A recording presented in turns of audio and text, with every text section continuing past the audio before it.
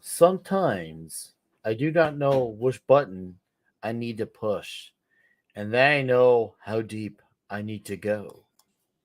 I'd like to show you something. I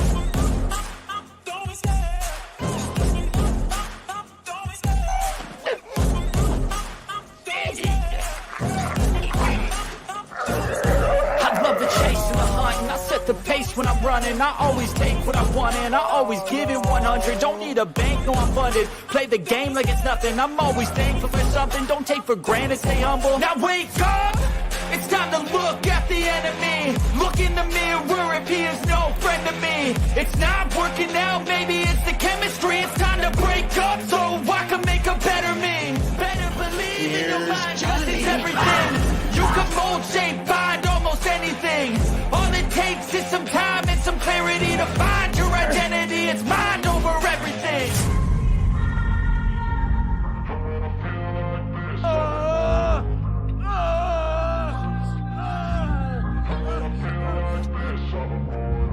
And when I feel like this, I'm immortal. When I feel like this, I'm immortal. When I feel like this, I'm immortal. When I feel like this, I'm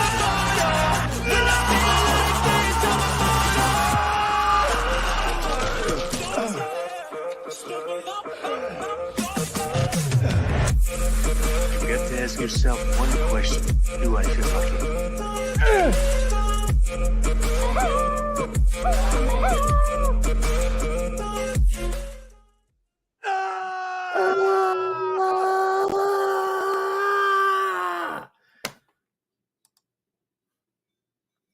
How y'all doing tonight for the 85th episode of Toxic Tuesday? I see a lot of you here already. I like that shit. I really, really do like that shit. How's it going, John Coppola, Elizabeth Young, Bush Pan Down, RJ Godzilla 81? Hello to your Juggalo Deathcock. What's up, dude? Yiknomino. And by the way, Juggalo, looking forward to Striper this month. Deleted Scenes, Chris Molina, Jaffo. What's up, Jaffo? Nice to see you here. Darth Viewer, Action Com. Guys, thank you for being here early and right away. Obviously, it helps that's a bit of a smooth transition from Midnight's Edge After Dark right onto here. But regardless, I'm just glad you still it helps that there's that little bit of a shorter gap too. But I'm happy. I'm glad you're all here. What's up, Davina Duckworth? This is gonna be, another Death Wish tonight. But it's the sequel, number 2. And it's gonna be excellent. And of course, we have our usual panelists here to talk about this movie, because I don't want to say too much about it. We all know it. We all romanticize and fantasize about it. But let's talk to the boys, and then we can really romanticize about it. Is that right, that 70s rock fan? Yes, we can romanticize about this fluffy action romantic comedy, Death Wish 2. Death Wish 2, The Quickening. It's great to be here, sir. Sorry I missed last week. I was off doing personal thingies that I couldn't get out of. But Death Wish 2 is 8 years past, but really, it's the same movie. It's the same story. Never ever date Paul Kersey is the message. No, you don't. Even though like he's practically he's ancient, but yet he's still the most badass son of a bitch on the planet. I think that's what works about his character so well. But we'll hold off on those thoughts and opinions, because this movie warrants a lot of conversation. And I think we can have a conversation just off all the themes and goings of this movie. And yes, he really was an angel of death. Slayer would be very proud of that. But 70s, good to have you here. Glad to see you're doing okay. And I'm looking forward to next month when you come in Dallas, because I'm going to come too. I'm going to come, and you'll hear me coming. Oh, sounds delightful. I bet it looks just as much. Is that right, Tom Connors? No. He'll be back. That time, I heard you coming.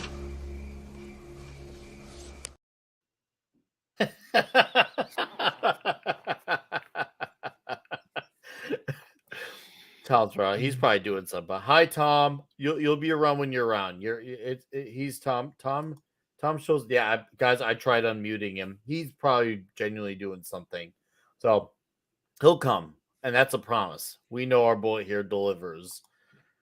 Mark D with a C. Hello, sir. Hey, how's it going, everyone? Yeah, thank you for hanging out with all of us tonight on this. God, this is a brutal movie again, too. I mean, full confession. You Oh my don't goodness, say. great. Tom is here. Good, but hail Tom. But I full confession, I got called out to a Eagle Scout border review tonight, so I didn't get a chance to finish watching the whole movie. And So they wanted to talk about Death Wish 2 too, did they? No, I did not bring up any Death Wish 2 stuff at the Eagle Scout border review, but we had 2 new Eagle Scouts, which is great. But yeah, this movie is I mean, that opening, we'll talk about it as we get into it, but it's even worse in some ways than the first movie, I think. But yeah, it's Charles Bronson is the baddest architect in the planet, I think. But it's really, and Jimmy Page 70s. You'll talk about that, I'm sure, being the music. I got some stuff to say about that too. I think that alone might be about 5 to 10 minutes of the show. Right. I can't wait to talk about. Well, he was a neighbor of Michael Winner, so it was just like, hello, awesome. chum, hello, old chum. Would you like to do a movie soundtrack for me? Well, it's great. Mark, regardless of the situation, I'm glad that you are here and still making. Thank you. Oh, sorry. I got bad Bless hiccups here. I'm glad you could be here and still hang out with us and be one of the dudes. And I do appreciate that. But like all other dudes, I appreciate because I appreciate the dudes. I appreciate this dude a lot as well. I have come. And he has come. Whoa! I am here. And he just did. Tom will be coming behind us, I'm sure. Or is that what Gary's supposed to say? I don't know. Oh, yeah, that's how that feels after you just did it. Woo! Let's get it started early, boys and girls, ladies and gentlemen. Children of all ages, D-Dread Duration X probably brings to you the toxic champions of the world. I'm going all New Age Outlaws here. Yes. Tom Connors, Midnight's Edge, That 70s Rock Fan, Mark D with a C, Dustin of Kino Simple. Yeah. Yeah, brother. I'm here. Like an Ultimate Warrior rant. There he is. He sounds winded. I just got back from getting my pizza. Ooh. Yeah. What kind of toppings you get on there? Pepperoni, sausage, just the basics. That's the best toppings on a pizza, in my opinion. I agree with that. Yeah, I don't know where these weirdos get ideas about pineapple and crap. I don't give a shit if they put pineapple on it. Just don't put it on mine.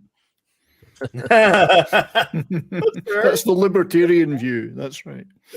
Yeah, that is a very libertarian.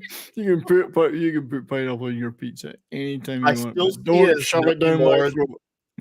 It's still nothing more than a distraction from the real argument, and that argument is called anchovies. The one pineapple is just a distraction argument. They want us to pay attention to the pineapple anchovies argument. Are great on pizza, by the way. I love anchovies on pizza. No, the best thing about anchovies on pizza, if you like them, then no one else will want a piece of your pizza. That's right. That's why I always put sriracha on my leftovers. The kids wouldn't eat it; it'd be too spicy. Very Dude, bad. I had a good run doing spicy. Now I gotta up the game because my children started getting into the spicy stuff. I'm like, no, that's my job. What the hell are you doing? This is supposed to be you don't want this because it's spicy stuff. So where do you go from there, Nick? Though I mean, habanero. I had to up my game. Now I have to do all these crazier things that I don't think myself I'm used to. So I'm like, bro, come on. Now they want Taki chips. I'm like, hey, just tell them be a child. Don't think about those Tell them it's a haggis responsibilities pizza. spicy. Tell them it's a haggis pizza. They wouldn't touch it. Haggis pizza. You know Yes. haggis. When I was a kid, this is gonna sound. I mean, we're Toxic Tuesday, so of course it's gonna be gross. But one of the kids tried drinking my coffee when she was like 5, and I had to get her to stop, and she wouldn't stop. I'm like, oh, don't do it. There's poo in that coffee. That's why it's so brown. And then she looked at me, and like I had to say anything just to get her attention, and it worked. Her eyes looked at me. And the funny thing was, you weren't lying.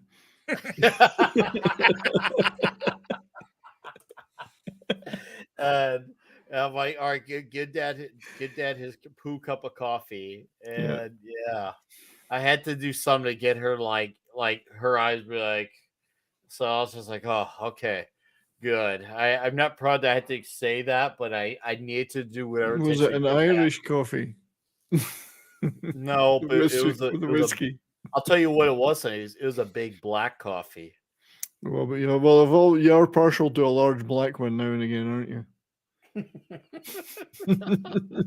Well, yeah, I do. It's so weird when I'm like around like people at like the workplace and I see them all getting their cream. I'm like, bro, I'm a purist for the BBC, man. How dare you mess with that greatness? Yes, coming from Britain, the BBC means an entirely different thing, but both of them are liable to give it to you up the ass. It's even if you have to pay the licensing fee. Yes. What licensing fee? Our homoeroticism comes from greatness. Like, oh yeah, All right, we got Red Shirt waiting backstage. He's probably just like, "What the hell is going on?" We're not here talking about death. He's probably left by now. Yeah, right. How's it going, man? The Red Shirt?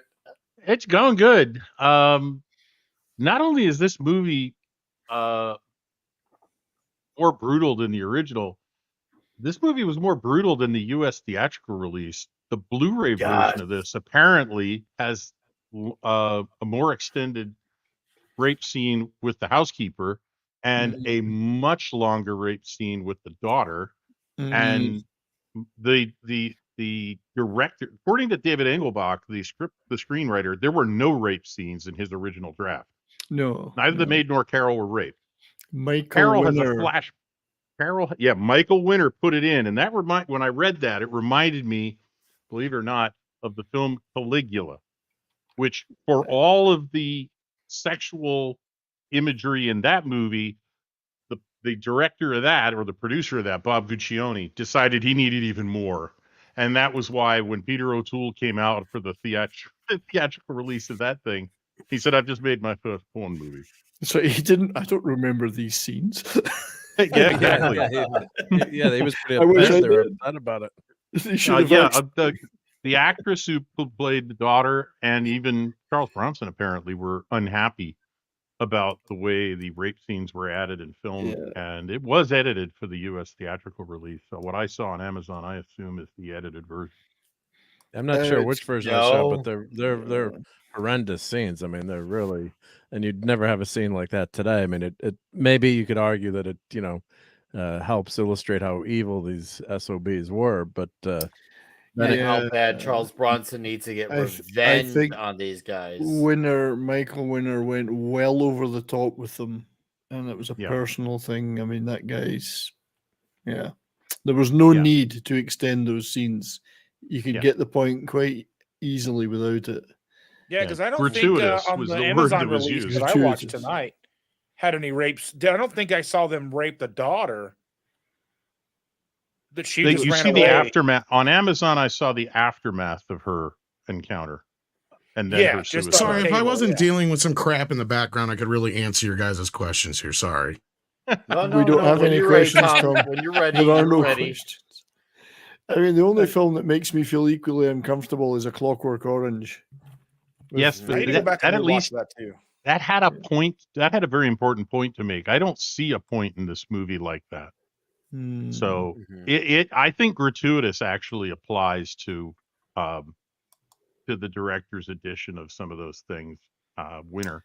I don't think that was necessary, honestly. Yeah, this is the darkest of the 5 movies. This is the darkest, without a doubt. Yeah. And the third and fourth went much lighter than this, almost humorous in places.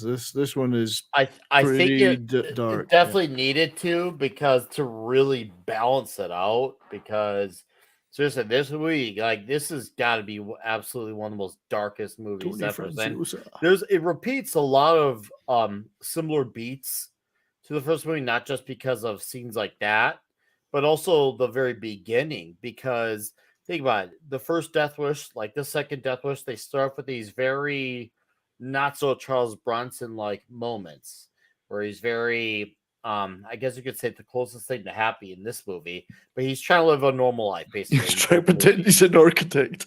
Yeah. Yeah. The closest thing, an architect.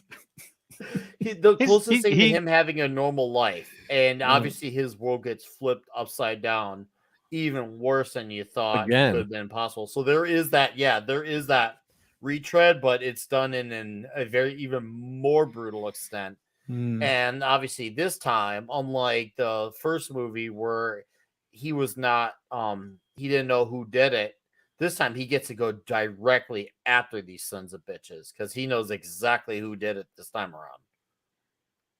Yeah. I mean, I would say that while I agree with you that he's trying to play a normal person living a normal life, I was more convinced of that in the first film. I mean, here he is actually acting with his real life wife, Jill Ireland. Yes. And I didn't get a lot of chemistry out of it. There's some, but I think that's partially the writing and partially Bronson was normally very reserved anyway. So I think, Rachel, that's because she was waiting to see if she was going to be killed throughout the entire movie. Well, well, I do know that. Bronson made it a condition that if she was going to be his love interest, she could not be degraded, humiliated, or attacked in any way, and they agreed. Larry Fishburne. Otherwise, I'll kill you all. Exactly. Right? Otherwise, we're going to make a whole different movie. Did you notice how at one point in the movie, he calls her Jill in the movie on accident? He does. How's the song? Yep. I love Lawrence Fishburne there, the way. Look at Larry Fishburne there. Morpheus before Morpheus. Yep. And dude, like, I noticed between Jeff Goldblum and Lawrence Fishburne, you got guys who would become obviously very prominent names in the 90s and would definitely do roles that would not be anywhere near to the likings of what their characters were in these movies ever again. It's like Death Wish gave them like this stigma right off the bat that boom, they're very tied to these roles. I see actually comes about fresh off Apocalypse Now. Yeah, that's true. But man, I feel like his role, for better or worse, is more memorable and definitely the worst ways possible in this one. And maybe that's just me because I've been around this movie more. Obviously, Apocalypse Now is a far more popular movie. So I guess for me, I always grew up with the whole dude, Fishburne he's rotten in this movie. Very rotten. But hot damn, dude. And you hear this once again. Kirsty's just trying to live. Especially after he got out of New York, was supposed to go to Chicago, and then Chicago didn't pan out, so he goes to LA, and this was like a 4 or 5 year gap. In timeline wise, because I know theatrically this was 8 years, but I think this is 4 to 5 years. Because if I remember, they showed he said his age, and they're supposed to be only a half a decade older. Well, they did talk about his stint in Chicago. They're like, because when they were talking about in New York, and they were like, well, he went to Chicago, nothing of note there, and then he found a love interest, and then went to New York or LA. And then the killing started again. Oh yeah. Oh, it started again, and man, you think it makes you definitely think to yourself like, wow, you just can't have a life being attached to this guy, because if you do, like, it's bad. It's very, very bad. Like, damn, double-edged sword for Mr. Kersey. Jeez.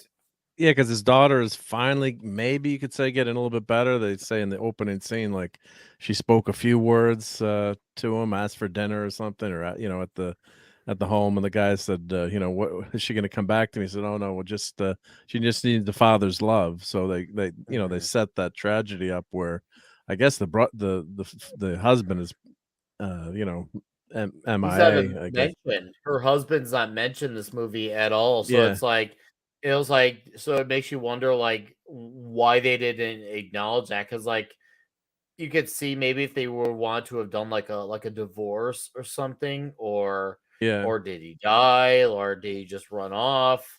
It's definitely obviously something because obviously you see Kirsty's just like hey will she get better? It's been some time, and the doctor's just like you just gotta just love her the best you can type of situation.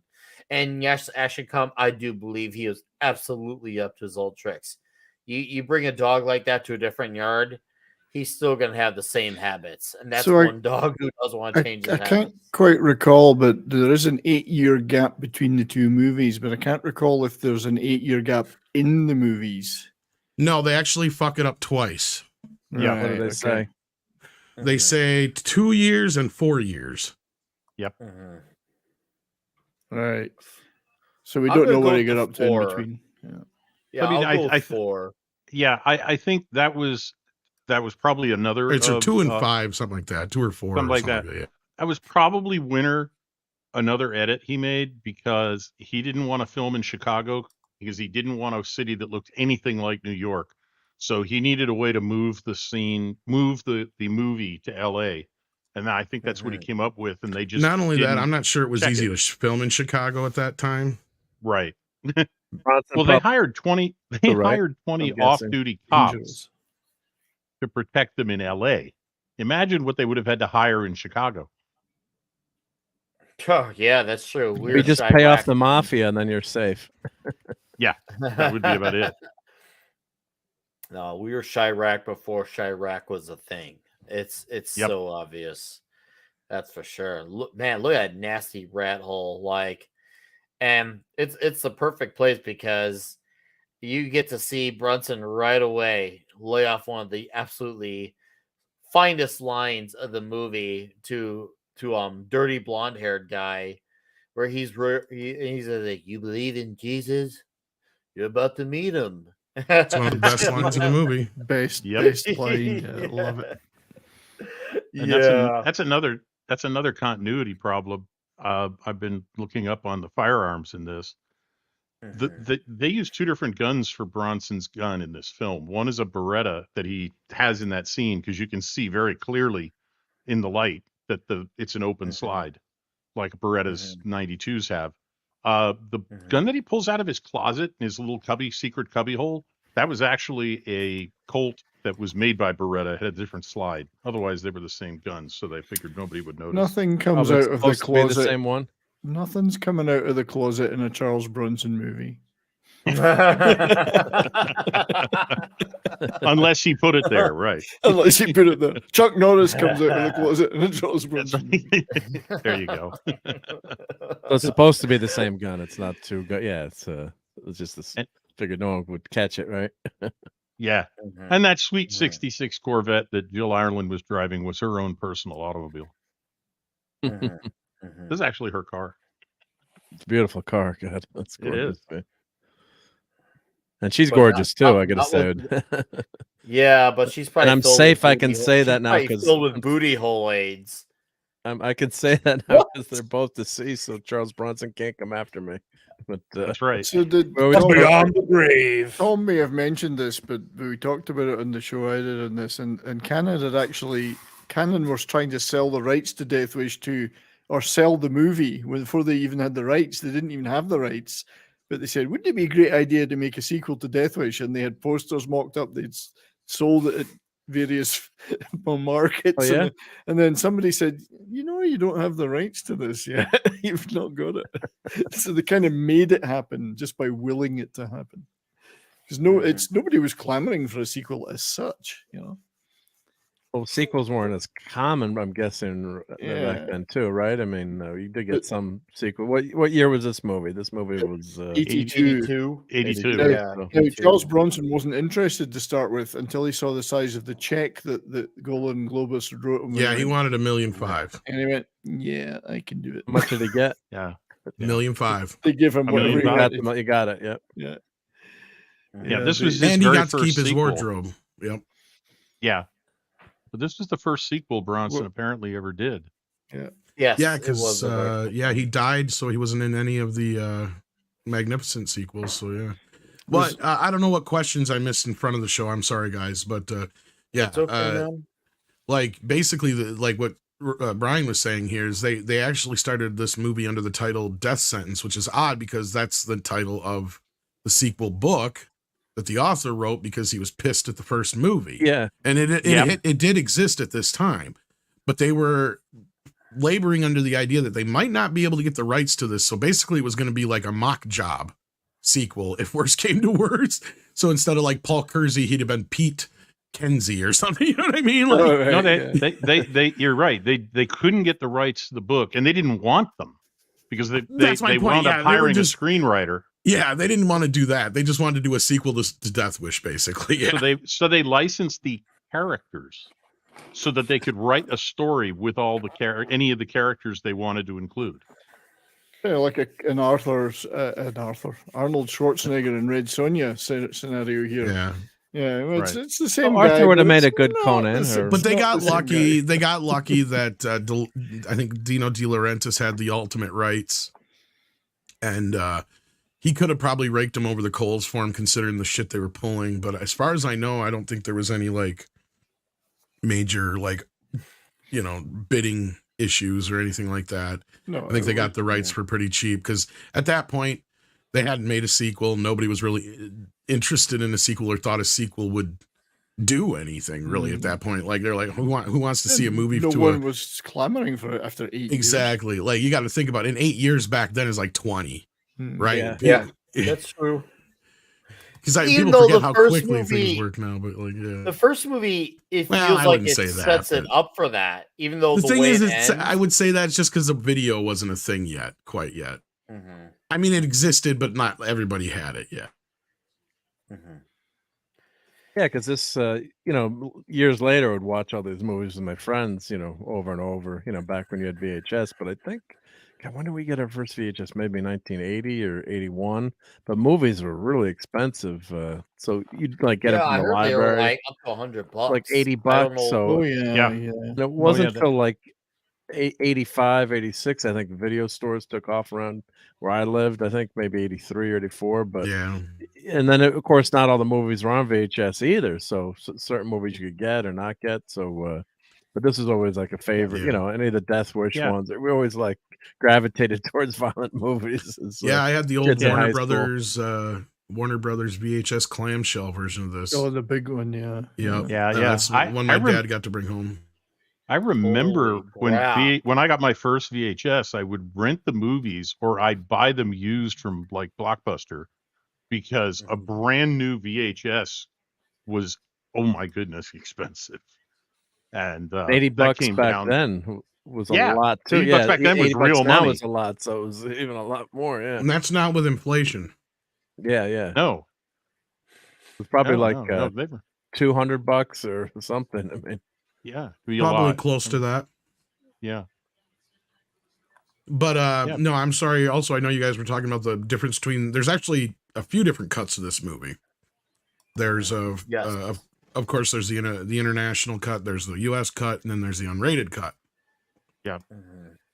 And of course, there's actually the TV cut if you want to count that too. So Yeah. it's 20 how do minutes. they do Yeah, a no, TV cut of I this know. movie? Well, believe it or not, it's not as short, much shorter than you'd think. They just cut around stuff. Yeah. Yeah. They throw Because extra the- dialogue in that wasn't in the other cuts, maybe. I mean, Despite what They did. people have said, they actually added bits of dialogue and stuff. But despite what most people think, the unrated cut and the R-rated cut are exactly the same after I think the 16-minute mark. hmm. Basically, all the assaults.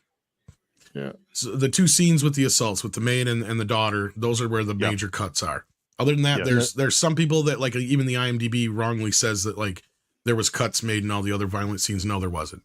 The only cuts Well, that they had to be probably made. hide the nudity too, right? In some of the other. It was just basically like the scene with the in the house. There's about 2-3 minutes altogether chopped around of the assault.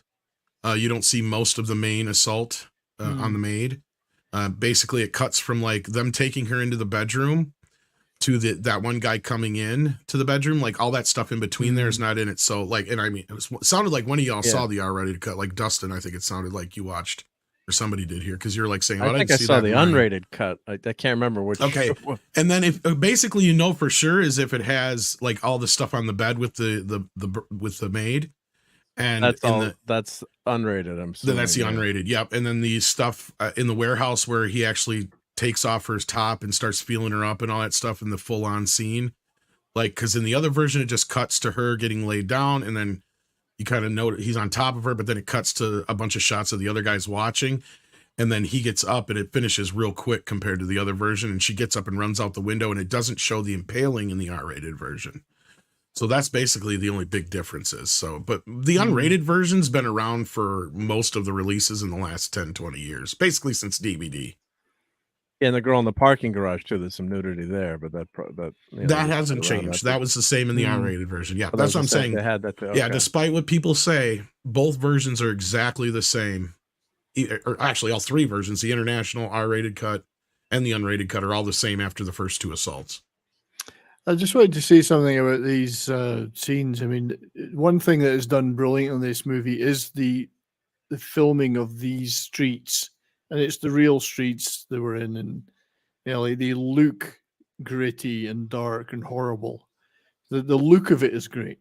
There's no doubt about that. You know, they do make it look like a horrible, seedy place, and a lot of it wasn't really extras. It was just people hanging around, lying around in the street that they were filming. You know, and I think besides maybe just some cost factors and other things with Chicago, and somebody correct me if I'm wrong on this, I think at that time crime was down in Chicago, and Chicago looked nice, as opposed to LA where crime was up.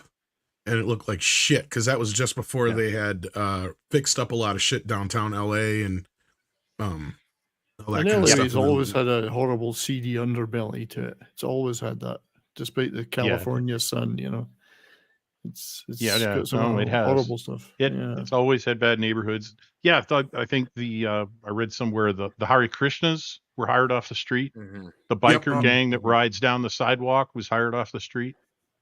Mm-hmm. So they were just locals. Yeah, they weren't extras. Yeah, Luke's department. Chicago's been up and down with being either really, really bad or to being slightly less bad. It's kind of like it's never better. It's just less shittier. The food, thankfully, has always been good in the projects and all that stuff, and in the hood. But wasn't Daley the mayor in Chicago about that time? At that time, yeah, I think he was the 70. I think I could be wrong. Well, because I also remember this is around the same time they shot Blues Brothers, and Blues Brothers had a hell of a time shooting in Chicago. Mm-hmm. Oh, I'm sure they did in more ways than one. Oh, yeah, they did. Especially trying to find John Belushi. Well, beyond that, I guess just notoriously, I guess Daley and the city were not real keen on allowing studios to shoot there for various reasons. I mean, look what happened. They wrecked that whole mall. That's right. Complete mall, right? Pier 1 Imports. This place really does have everything. Yeah, I love that line. This mall's got everything. The new Chevys are in early this year.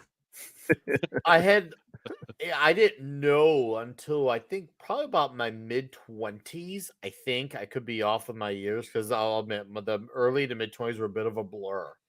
But at that point in time, somewhere around that time, I thought a lot of the sounds Jimmy Page was doing with the music were synthesizers, only to I find out there was guitar. There were parts I thought were synth, but it was actually guitar. I was like, what? That's freaking like... Yeah, I want to get my hands on the soundtrack. Sound guitar. Why? It doesn't sound like a guitar because, I've heard, especially like with the 70s and 80s, synths were very, especially in the 80s, very prominent. you could mistake it for a synth. And obviously, when you think of Jimmy Page, obviously you think guitar, but you wouldn't expect him to do sounds that sound like a synth on a guitar. But man, I thought he was just doing badass synths this way, and he has such a really haunting Damn, how much of soundtrack, this movie which- did I miss, or did you guys cut No, out? because Just I didn't have a didn't. chance to clip it because I got called away to a This is Eagle my Scout. like this is abbreviated. damn near the end here This is already. Yeah, the we're gonna go. abbreviated I'm clip I clipping did it for again. my We'll go. show. Yeah, Yeah, I'm so- gonna clip it in now as we watch, so Yeah. we'll switch. But I had to Boy Scout stuff tonight, so I got called away. Emergency. Tom, you just zoned out. Yeah. You missed about 50 minutes of the show there. Yeah. Really enjoyed that. That pizza was really tasty. I guess I it must have do- had some mushrooms on it that weren't regular. Well, that's what happens. You put pineapple on your pizza. Exotic mushrooms. But the I do have this on vinyl. I couldn't. I think all my vinyl's still at my mom's house. My like Dude, old- I Well, there's the love original version, and then Jimmy Page put together his own version that I guess you can only get off his website. And I don't know if you can still get it anymore. I missed out on it because some of these Cool. songs that he has in here as instrumentals actually have words, and there's stuff that he's performed live and stuff too. And I guess I'm are sure with- pretty popular. with the interwebs, you I could probably imagine. find. Oh, it, I'm but sure yeah, I could probably find it. I just Yeah, haven't yeah. got to it yet. Yeah. Because I think I No, it's actually might have the amazing vinyl soundtrack. version too. Great. But yeah. And his opportunity to do this fell right into place because he was living by Mr. Michael Winter. Was he not? If I recall correctly, he was not far. Was He the one was that not they were far living from- next door. Yeah, was think that that what it was- was? Yeah, next door. Yeah. So I'm like, that's crazy. It's almost got to be something like that for them to be able to nail and land him for something like this with Cannon at that time. Yeah, because Yeah. it's not like Led Zeppelin were not a big band at this point in time. They were obviously freaking larger than life. So I don't. Well, I don't no, they even yeah. made it a big deal that he was doing the soundtrack. I mean, he even did the soundtrack, I think, for the third one too. I think It was mostly rehashed. I read like they didn't. They Oh, kind of okay. just reused it. But that was one of the big draws to see in this movie too. And like all my friends are like, "Oh, hey, it's a Death Wish movie," and they're like, "Jimmy Page did the soundtrack," and we're dying for Zeppelin. Well, bad choice of words. I apologize, but Zeppelin had just the drummer Gonzo had passed John away, Paul so we're Jones. all so upset, being big Zeppelin fans, and music had kind of gone in the early '80s, kind of pop and punk, and music industry was in big trouble late '70s. So In Through the Outdoor actually helped save the music industry that year in terms of how many sales they had. But yeah, everyone was anything you could get. that was MTV was in Zeppelin. it. It wasn't quite a thing yet. Yeah, but anything you could get with Zeppelin, because they'd just broken up, you were just craving, and then Robert Plant went solo and did his stuff, but he wouldn't play any Zeppelin music, and his albums were good, but they were totally different direction from Zeppelin. So you're kind of starved for anything, anything any of the band members did, and so that was a big draw to actually seeing the movie, and he did deliver. He did a great job on this. There's at least Alright. one great rock track in it, which is called "Who's to Blame." That's a good. That's a very hard rock Led Zeppelin-esque track. And I The think rest that's is- one that he added words to or had words to it. Yeah, Too, the rest are quite different, but that one's the most Zeppelin-esque on it, I would say. All right. So we got your Muslim uncle. How you doing, sir? Says for $1.99 anchovies or Italian MSG. Okay, I'm gonna sound like a moron, and I apologize, but I need you to uninitialize MSG. I'm not an ingredients guy. Does it have cheese and sauce? No. Monosodium glutamate. I don't know what the Michael Schenker group's got to do with it, but The Scorpions got make straight- great scorpions. Oh, maybe you could put scorpions on your pizza.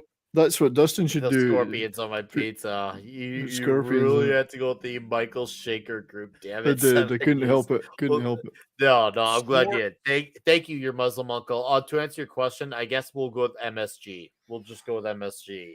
And yeah, obviously critics hated this movie, and I'd say they hated it a lot more than the first movie for obvious reasons. They Guns, despised it. vigilantism, Yeah. rape scenes.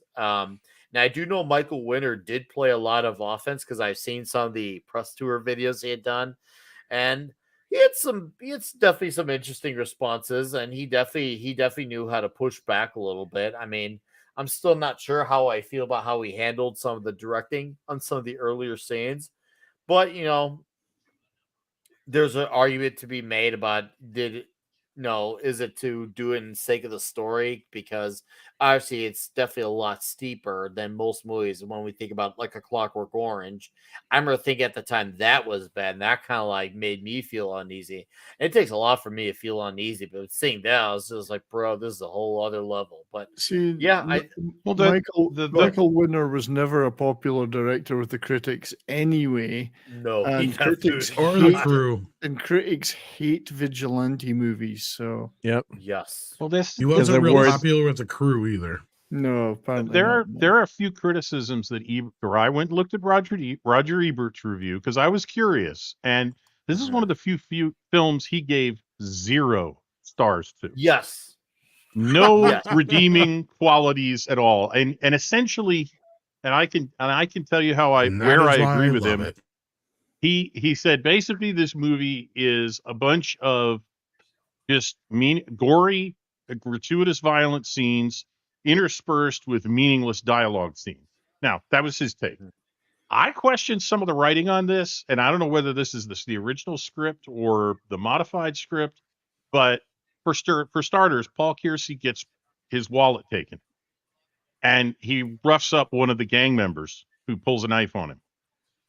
But it never occurs to him not to take his daughter home, to check the house out first himself, or to call the police.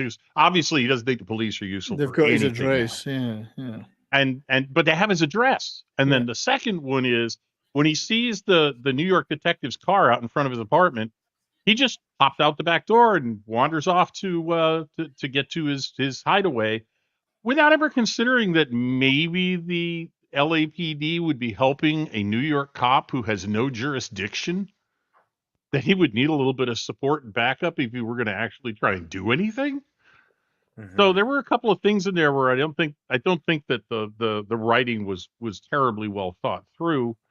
So I think Ebert actually had a couple of valid criticisms. I don't think this movie merited his infamous 0 stars, though. It can't be a 0 though, yeah. No, The one thing but- on the wallet though, you never would expect that though. I have to say that they would, unless you think someone's coming to, you knew had more of an interaction or someone was after you. I think most people wouldn't consider that, not that, and he walked in the house, he's not expecting a whole bunch of thugs there with his when his daughter's there. So the motivation is the one guy that he did chase down, who is the one who convinces the gang to go to his house. Yeah. So, I mean, it's just he just assumes that nobody's can. I guess the way I put it, I think I said this to Mrs. Redshirt, was in this movie he's not as smart as he thinks he is. Yeah. Well, again, okay. First of all, you have. I don't know how much changed from the initial idea, but I do know there was some bits that were taken out, and I don't remember offhand if it was different how they got his address and all that went about. But I think that the way they filmed it, you're right, Redshirt, like it could have been done better, because like I think the way they're setting it up is that the sin is that he just lets that guy live, right? Because he didn't have his wallet anyway, whatever. So like he let him go, didn't rough him up too bad. So that's kind of like, the movie saying, you fucked up there, Right.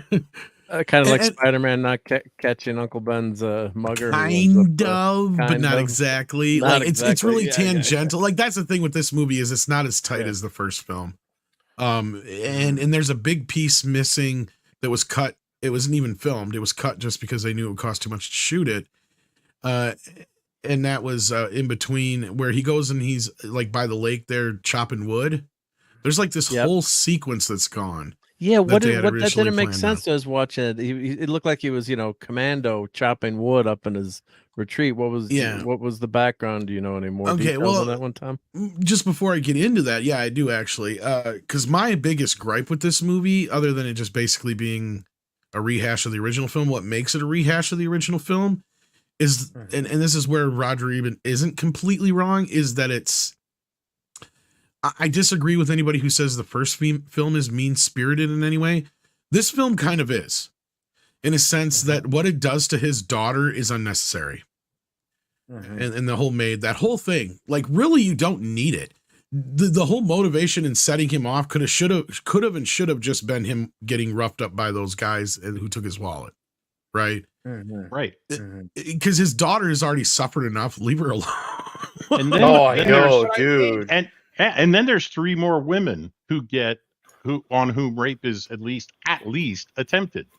Well, this is one Dustin. of Michael Winner's issues. Okay, and this is why one of the original, basically the whole crew, and not the whole crew, but the original director of photography and his crew left, and they left during the rape scene, the first one, because they said this is just getting, they're just like, this is just getting gratuitous, because he had shot for like 6 freaking days on it.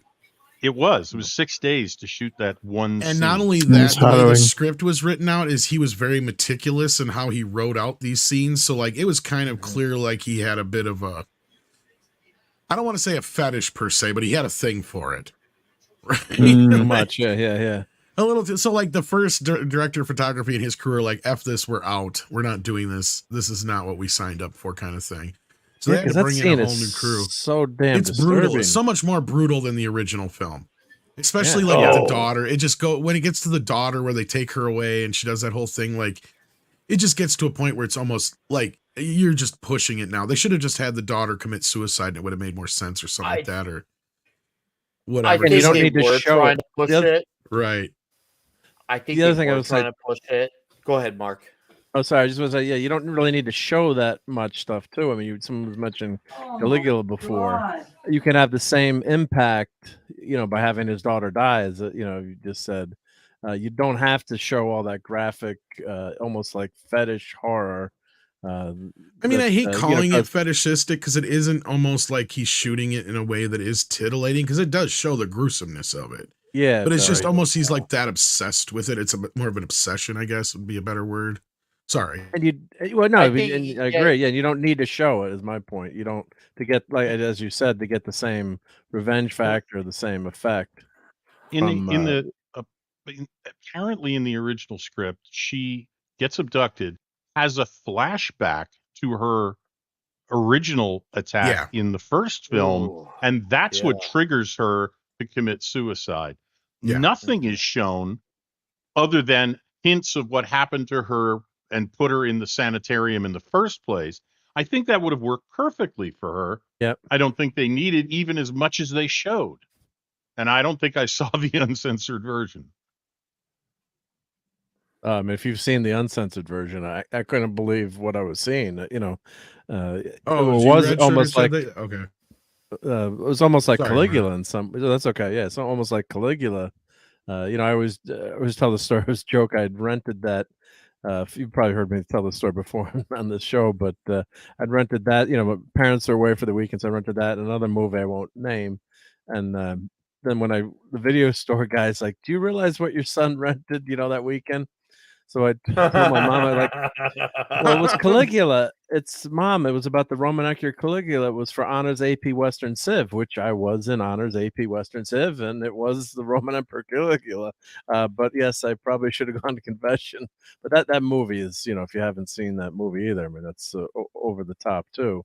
And in some ways, it did remind me of this movie where you're seeing stuff where you don't need to see it in terms of character motivation or to get across how evil these guys are. You can do it without showing some of those things. And honestly, she didn't even really need to be part of the story. If you ask me, she could have just still been in the daughter or another assault in general to spark things off. You just have him doing what he kept doing. You don't really even need you could have kept the daughter just at the place still in recovery. I think they just once again, I think the reason they brought him there is just to once again, like repeat the first movie, have him have that moment of happiness before his world gets flipped upside down again. I think that's it.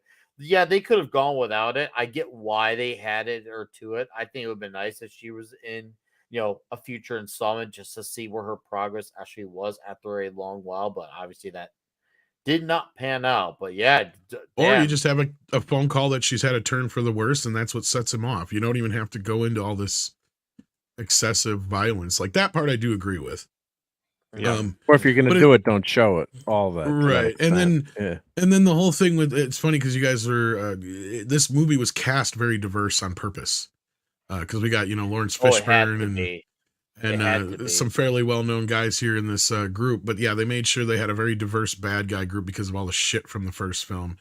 But what was missing is he goes out after all this stuff happens. And I don't remember if it exactly happens the way it happened in the movie, but he goes out to this like retreat and he hears gunshots. So he goes to investigate and he gets kidnapped by this militia group. And at first they think he's like an FBI agent or he's like, snooping around. Well, then they realize who he is because they recognize him from the paper because of his daughter. So that was the other thing is, okay, so like he in the original version, she commits suicide, just like you said. But not only that, they can't prosecute because they can't prove that anything was actually done to her. So the guys get off scot-free. So he's all pissed about that too. So it's all over in the paper. So they basically feel bad for him once they figure out who he is, and they arm him out with like a bunch of like fucking shit. Like they give him like a bulletproof suit and a bunch of arsenal and stuff, but that's not in the movie because they couldn't afford it. So like, great. That would have been really interesting. Yeah. So yeah, it was this whole first, or like I guess it would be second-ish act that never made its way into the movie. Wow. Yeah. I would have liked to have seen that. Yep. I definitely would have liked to have known what could have been, what we could have seen out of that dam. Fuck. No, with Kersey, I just no, I see what you're saying with the whole something else could have set him off over the edge. See, I'm trying to think. Okay, so if something else sets him off over the edge, are you saying you would expect her to die at the hospital? Because who does he take it out on then? If she dies at the hospital, if she's offs herself, who does he take? Well, that or you just have him continue to do what he's been doing, and you just have him set off because he gets mugged or whatever, and so he's like, okay, enough's enough again. Okay. Because you set it up that he got lucky and scooted out of Chicago without getting caught or something, and then because they kind of acknowledge that he's it's been that many years, but they mess it up because they say it's been 2 years since his daughter was assaulted. Then the cop, when he's in the scene talking to them, he says either 4 or 5 years. So they messed up the amount of years a couple times in the movie. So like the one thing that I think, like if he only was pickpocketed and they only and his daughter commits suicide, like you said, the initial script was supposed to be, is that really enough to drive this movie? I mean, that's why I'm not saying that I want to see the assaults happen and things like that, but I think it kind of takes that for him to be that vigilante. Well, I think from the original story, they do go to the house, they knock him out, and they abduct his daughter because she can identify them. She has her flashback and commits suicide. That triggers him. It is everything except the assaults. It's a one hit on the back of the head and they grab her and abduct her. She's kidnapped, which is, that's and pretty much the same type of felony as murder. But I do remember now there was another difference that might have got changed. I don't know which version, but because he's working at this radio station now. In this version, he's just helping them build a new station. In the original version, he had completely changed his job, and now he was working as the head of this radio station. And in the original version, his girlfriend, who happened to be a DJ or a journalist or whatever at the station, she was the one who got assaulted with his daughter. But because Bronson had hired his wife, or got his wife hired to play his love interest, they changed it to where he had a maid instead. And so she gets off scot-free because he didn't want anything happening to her. Because that was his whole thing with, that whole thing. So I think that ended up happening in one of the rewrites. because I don't think he would have wanted Jill to play that role if that's the way it happened originally. And then when he probably got all the No, rewrites, he he's like, I don't definitely like did not. this. And they changed it. So yeah. Yeah, no. I said, I think before you came on, Tom, he stipulated that if she were going to play his love interest, that she could not be assaulted. So they had to add someone else. Yeah, that's where the Mexican maid comes from. Yeah. Bingo. I think it works as as a revenge. It sets him up as revenge because that's what maybe in some ways, as I'm listening to this good discussion here, it's too similar just because of that too. So it sounds like everyone thinks that if he had a different motivation or if he was just kind of like Punisher type character, they went with a very similar situation. But of course, the first movie, the motivation of his wife dying and his daughter they go that way in the third and fourth movies, where he's much more just generally taking out the trash as opposed to having. He's got some personal motivation, but it's more of a trash taking out. Yeah, his second or third cousin gets killed or some shit like that. Yeah, well, by that time, there's nobody left that knows him. I mean, that's what I'm saying. I think by that point in time, though, you have enough movies where you can warn him because now you've invested in him. You've seen him deal with from worse to even worse. So now you can just accept him that he's just going to be there just to get the job done, Whereas I'm kind of with Dustin on his point earlier. Like, that's why I was questioning. I don't know if his daughter just kind of offing herself at the hospital would have, been enough to warrant for him to go crazy. I mean, yeah, he could have encountered the wrong guy, but to that level, I mean, I feel like I'm not trying to justify what happened to her because obviously it's not. But you definitely got to have something extreme, whatever that may be, to really get him to really be set off again. Because it's obvious his character was trying to move on from the life that he had from New York and try to maybe find someone again and hope that he can reconnect with his daughter then. But obviously that backfired in the worst way possible. And it's even worse because this is something's happened to her a second time.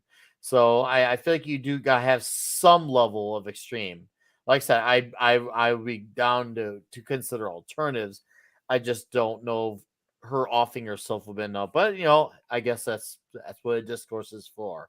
I think you definitely have something that's gonna really get him to become the killer that he is. Especially you gotta have him this time go out there killers that are connected to the people who he's losing. Because first movie we didn't get that. Well, and it's kind of weird because also they kind of young his daughter down in the sequel too, which is weird.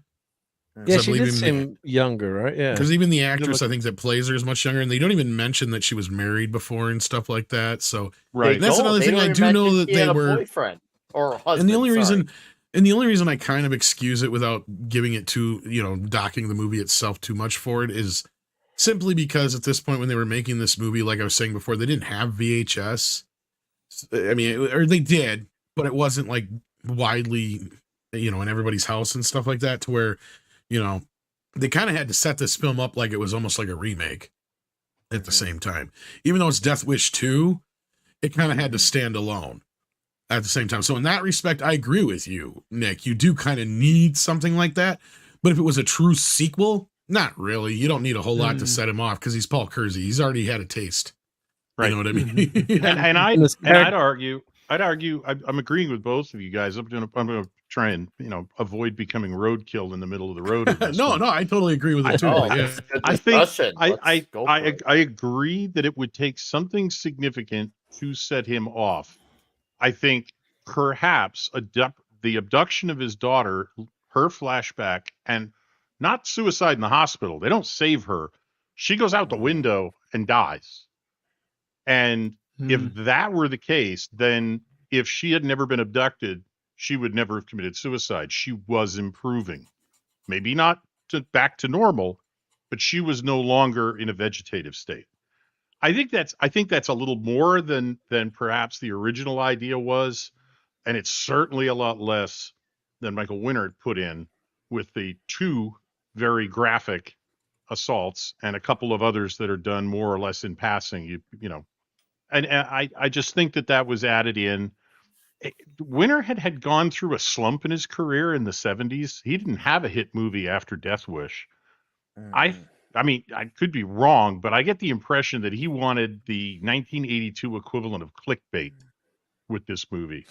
He wanted you to know, come back and make an impact. He I was get what very you're much a saying, Richard. self-promoter as well. I mean, he was a Oh, great yeah. self-promoter. Yeah. Yeah, I don't think he was He's- under any illusions about what he was doing with this film. He That's was why I kind of already, think it is what it is, really. Sorry. and maybe Mhm. no, that I think Richard's onto something because yeah, he's already in this crossfire that no matter what he does, it's a damned if he does, damned if he doesn't.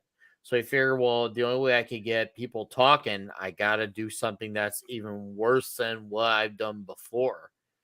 I think that's I felt like maybe he felt cornered in that regard. That because if he just does something that's below par, once again, he's trying to get himself back into relevance.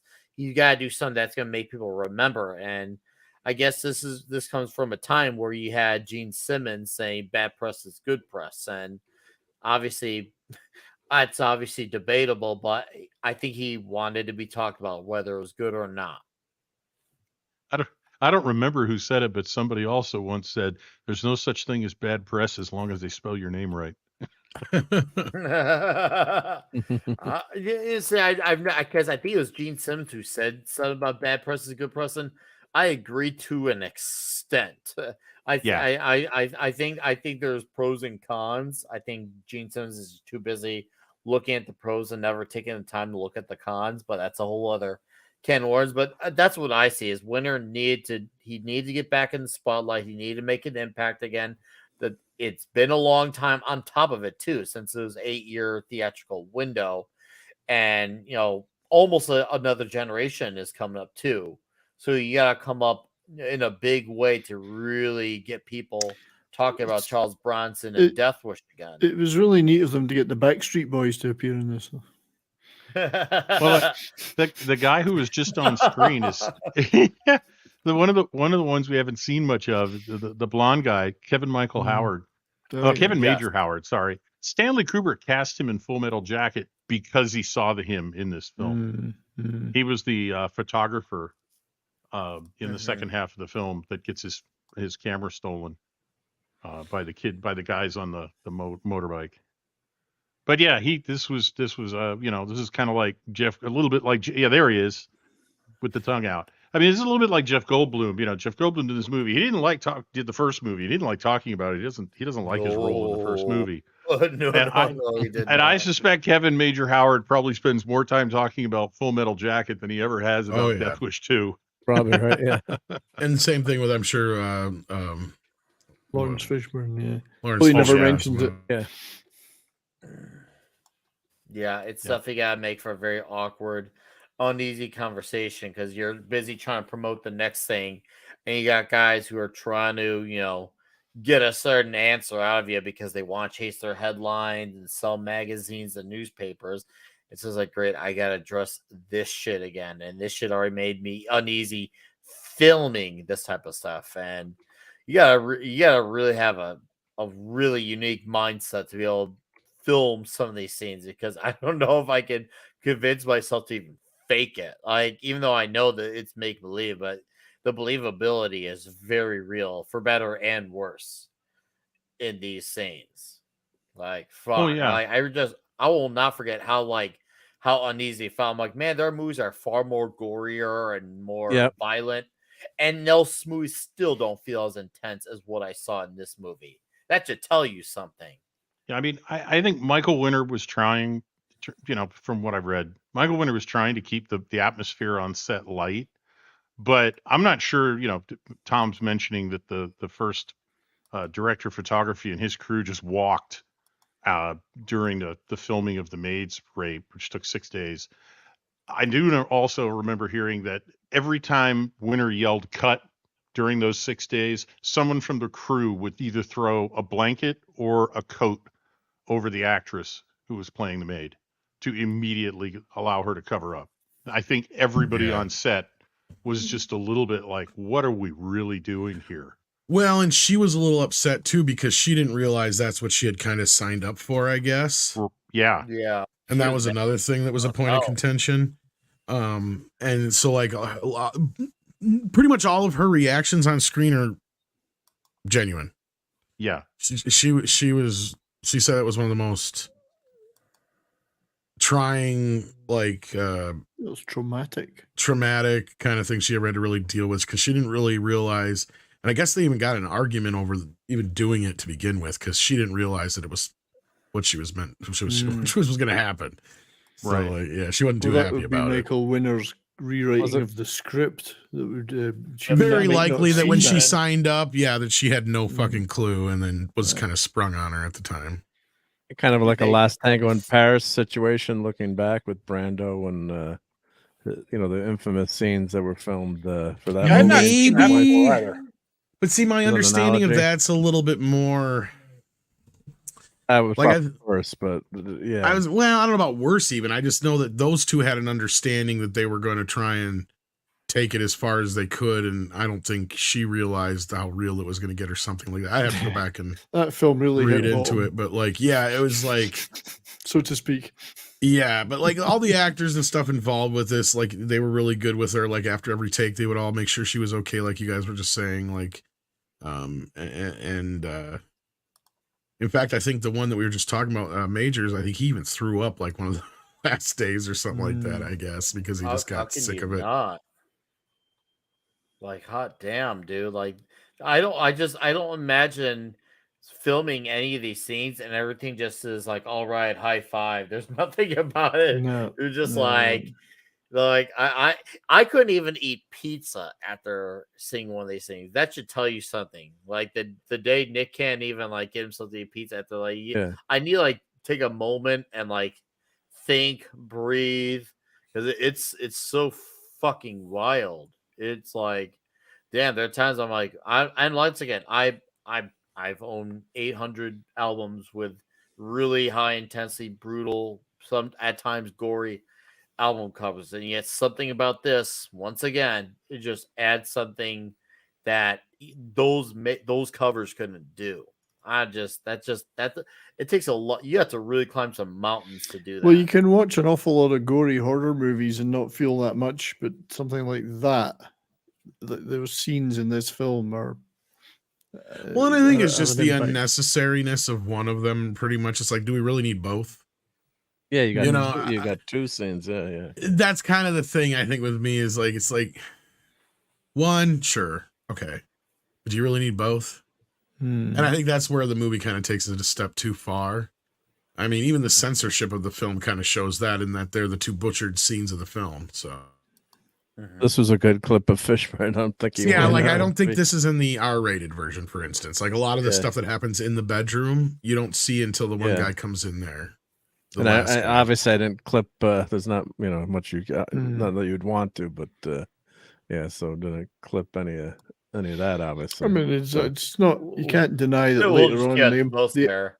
Later on, you can't deny the impact of the killings that he does to get vengeance. I guess it heightens those a little bit, but I still think it was too much. Well, and at the same time, let's talk about what this movie is. I mean, it's an extension of the first film, which was, well, let's be real, it is a bit of a revenge fantasy. There's a lot of folks who either Yep. have dealt with stuff like this in their lives, or they know damn well if somebody did something like this to their significant other, their daughter or whatever, that they would want to be able to react in this way. So it is that kind of a fantasy. Let's not mince words about it. It's a revenge-o-matic fantasy film. I mean, in this movie, wears it without any remorse, really, compared to any of the other films, really. Right, or apology. It doesn't. There's no remorse. There's no apology. This movie just wears it on its sleeve. This is what I am. This is what it is. Oh yeah, especially this one. This one's probably the ugliest of all the Death Wish films. It is definitely. Yeah. Oh, by a long shot. And I mean that for in just the real. way that the story is just kind of in that sense, like you just said, it wears it's on its sleeve. It's like, we're not even going to pretend. We're just going to do this, and it is what it is. No. I'm trying to think of other films that have had the same kind of grape scenes that have been so brutally portrayed. We'd mentioned A Clockwork Orange. I think Straw Dogs was another one that in the early 70s with Yeah. Dustin Hoffman that got a lot of flack for similar stuff. In fact, Straw Dogs is probably a good equivalent of Death Wish 2. Kind terms of feel. yeah. Yeah. And I just to mean- lighten the vibe here, thanks The to vibe. that 70s rock fan, Nick Weiser Brunson in Death Oh, yeah. Death Wish 2. Oh, I had that. Yeah. I'm Yeah, sorry, for Nick. We're both doing it at the same time. The soundtrack of the That was actually really Oral. funny. I think the oral vengeance Oral is vengeance is coming. coming. I see. I wanted. I only, if only it said oral vengeance is coming. Oral vengeance, but yeah, Just to I lighten the still mood. love this music.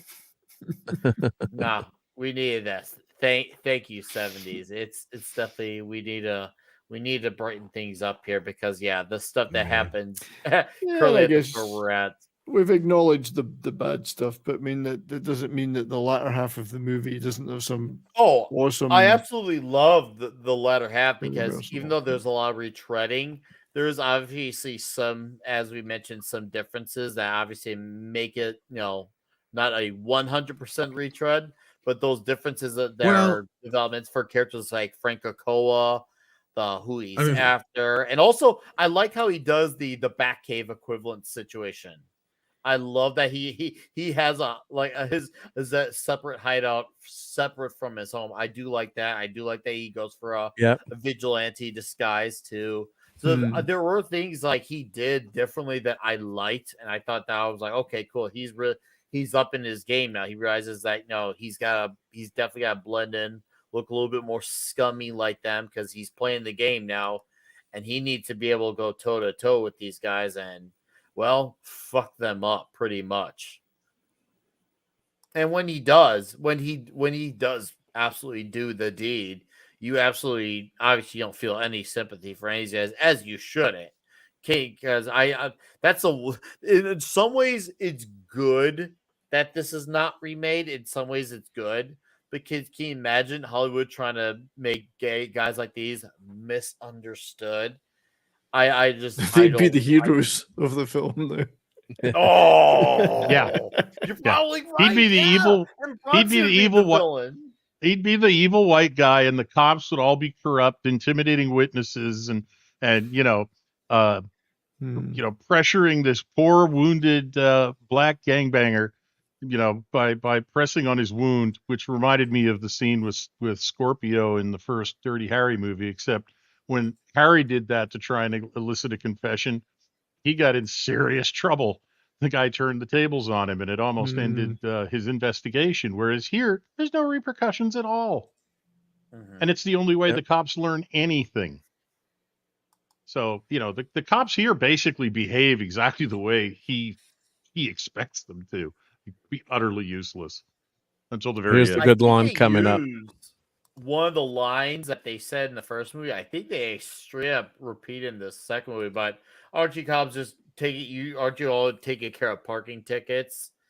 And I feel like that was repeated. Was that not 70s? Did you notice that too? There's a few things that are repeated from the first few. Yeah. From the first film. Besides the story beats, I feel There like are some a of few the dialogue was a repeated. few lines. Yeah, it's pretty similar.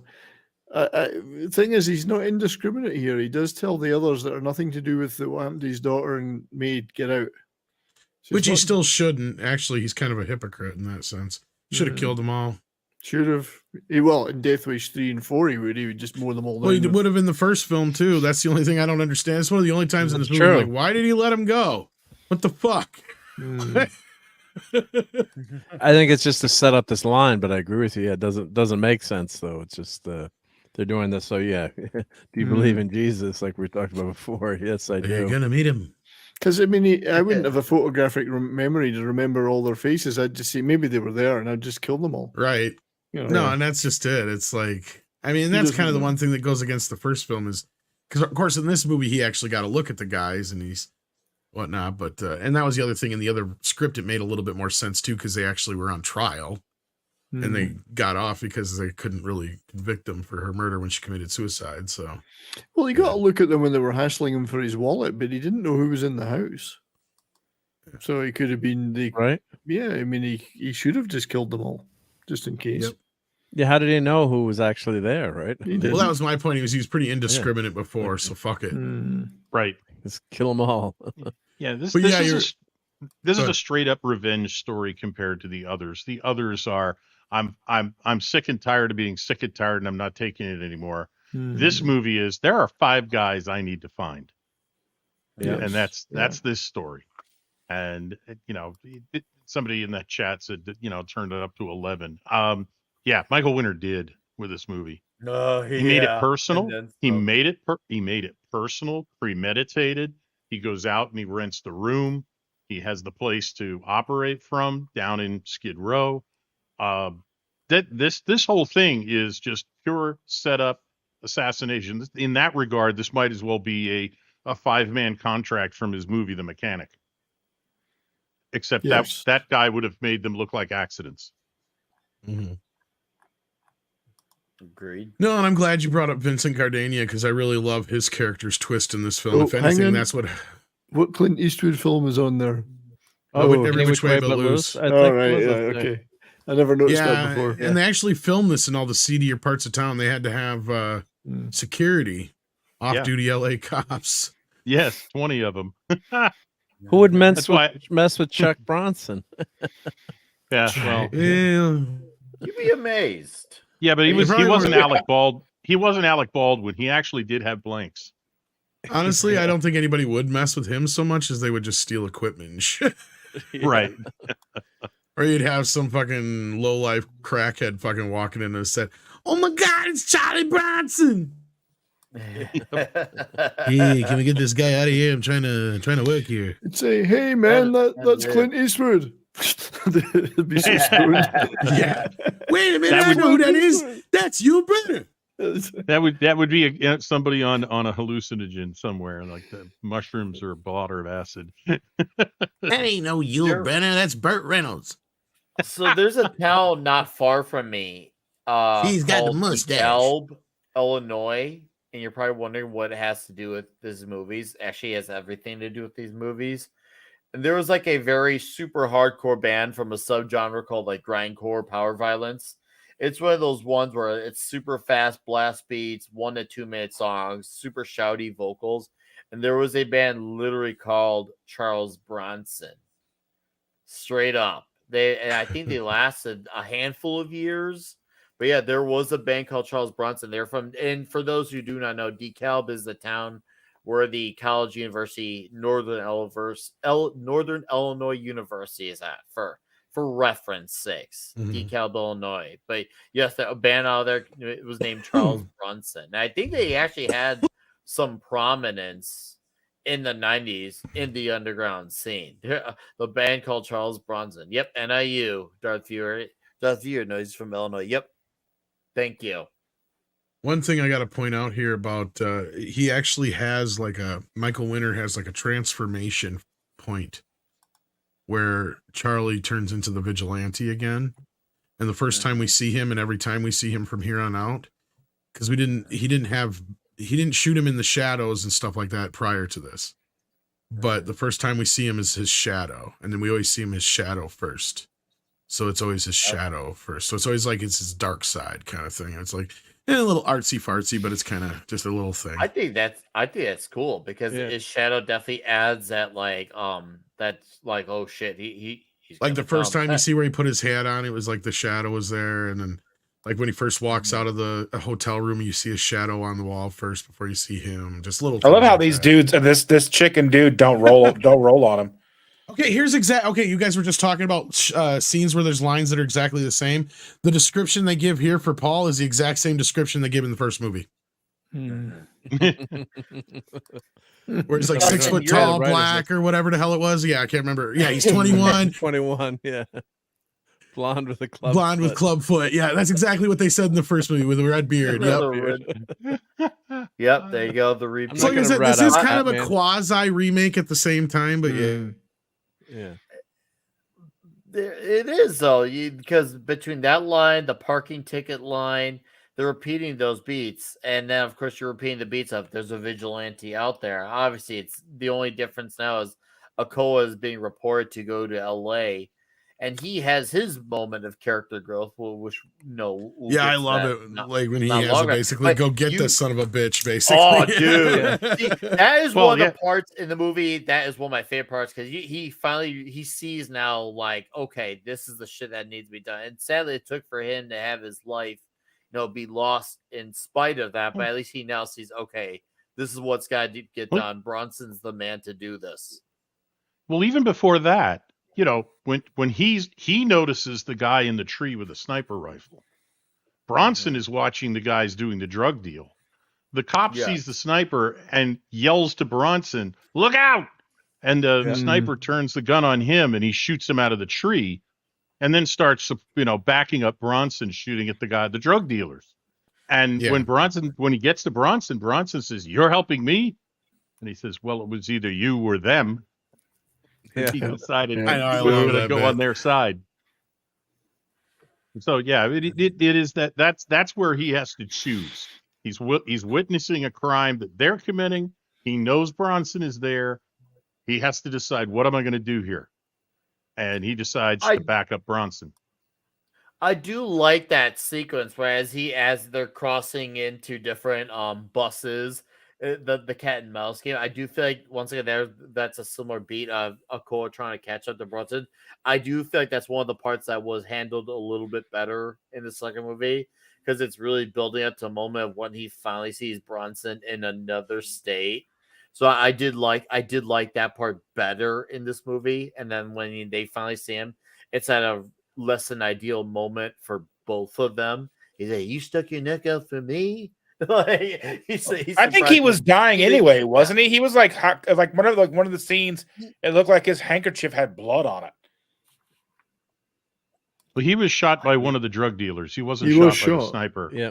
Well, He was yeah. shot. I know that, but I'm talking about like all through the movie, like this movie. Like and he's the got last one. emphysema or something like that. Yeah, no, he says like blood. I don't know about the blood. blood part, but he does say that it's this ongoing joke with him and the allergies.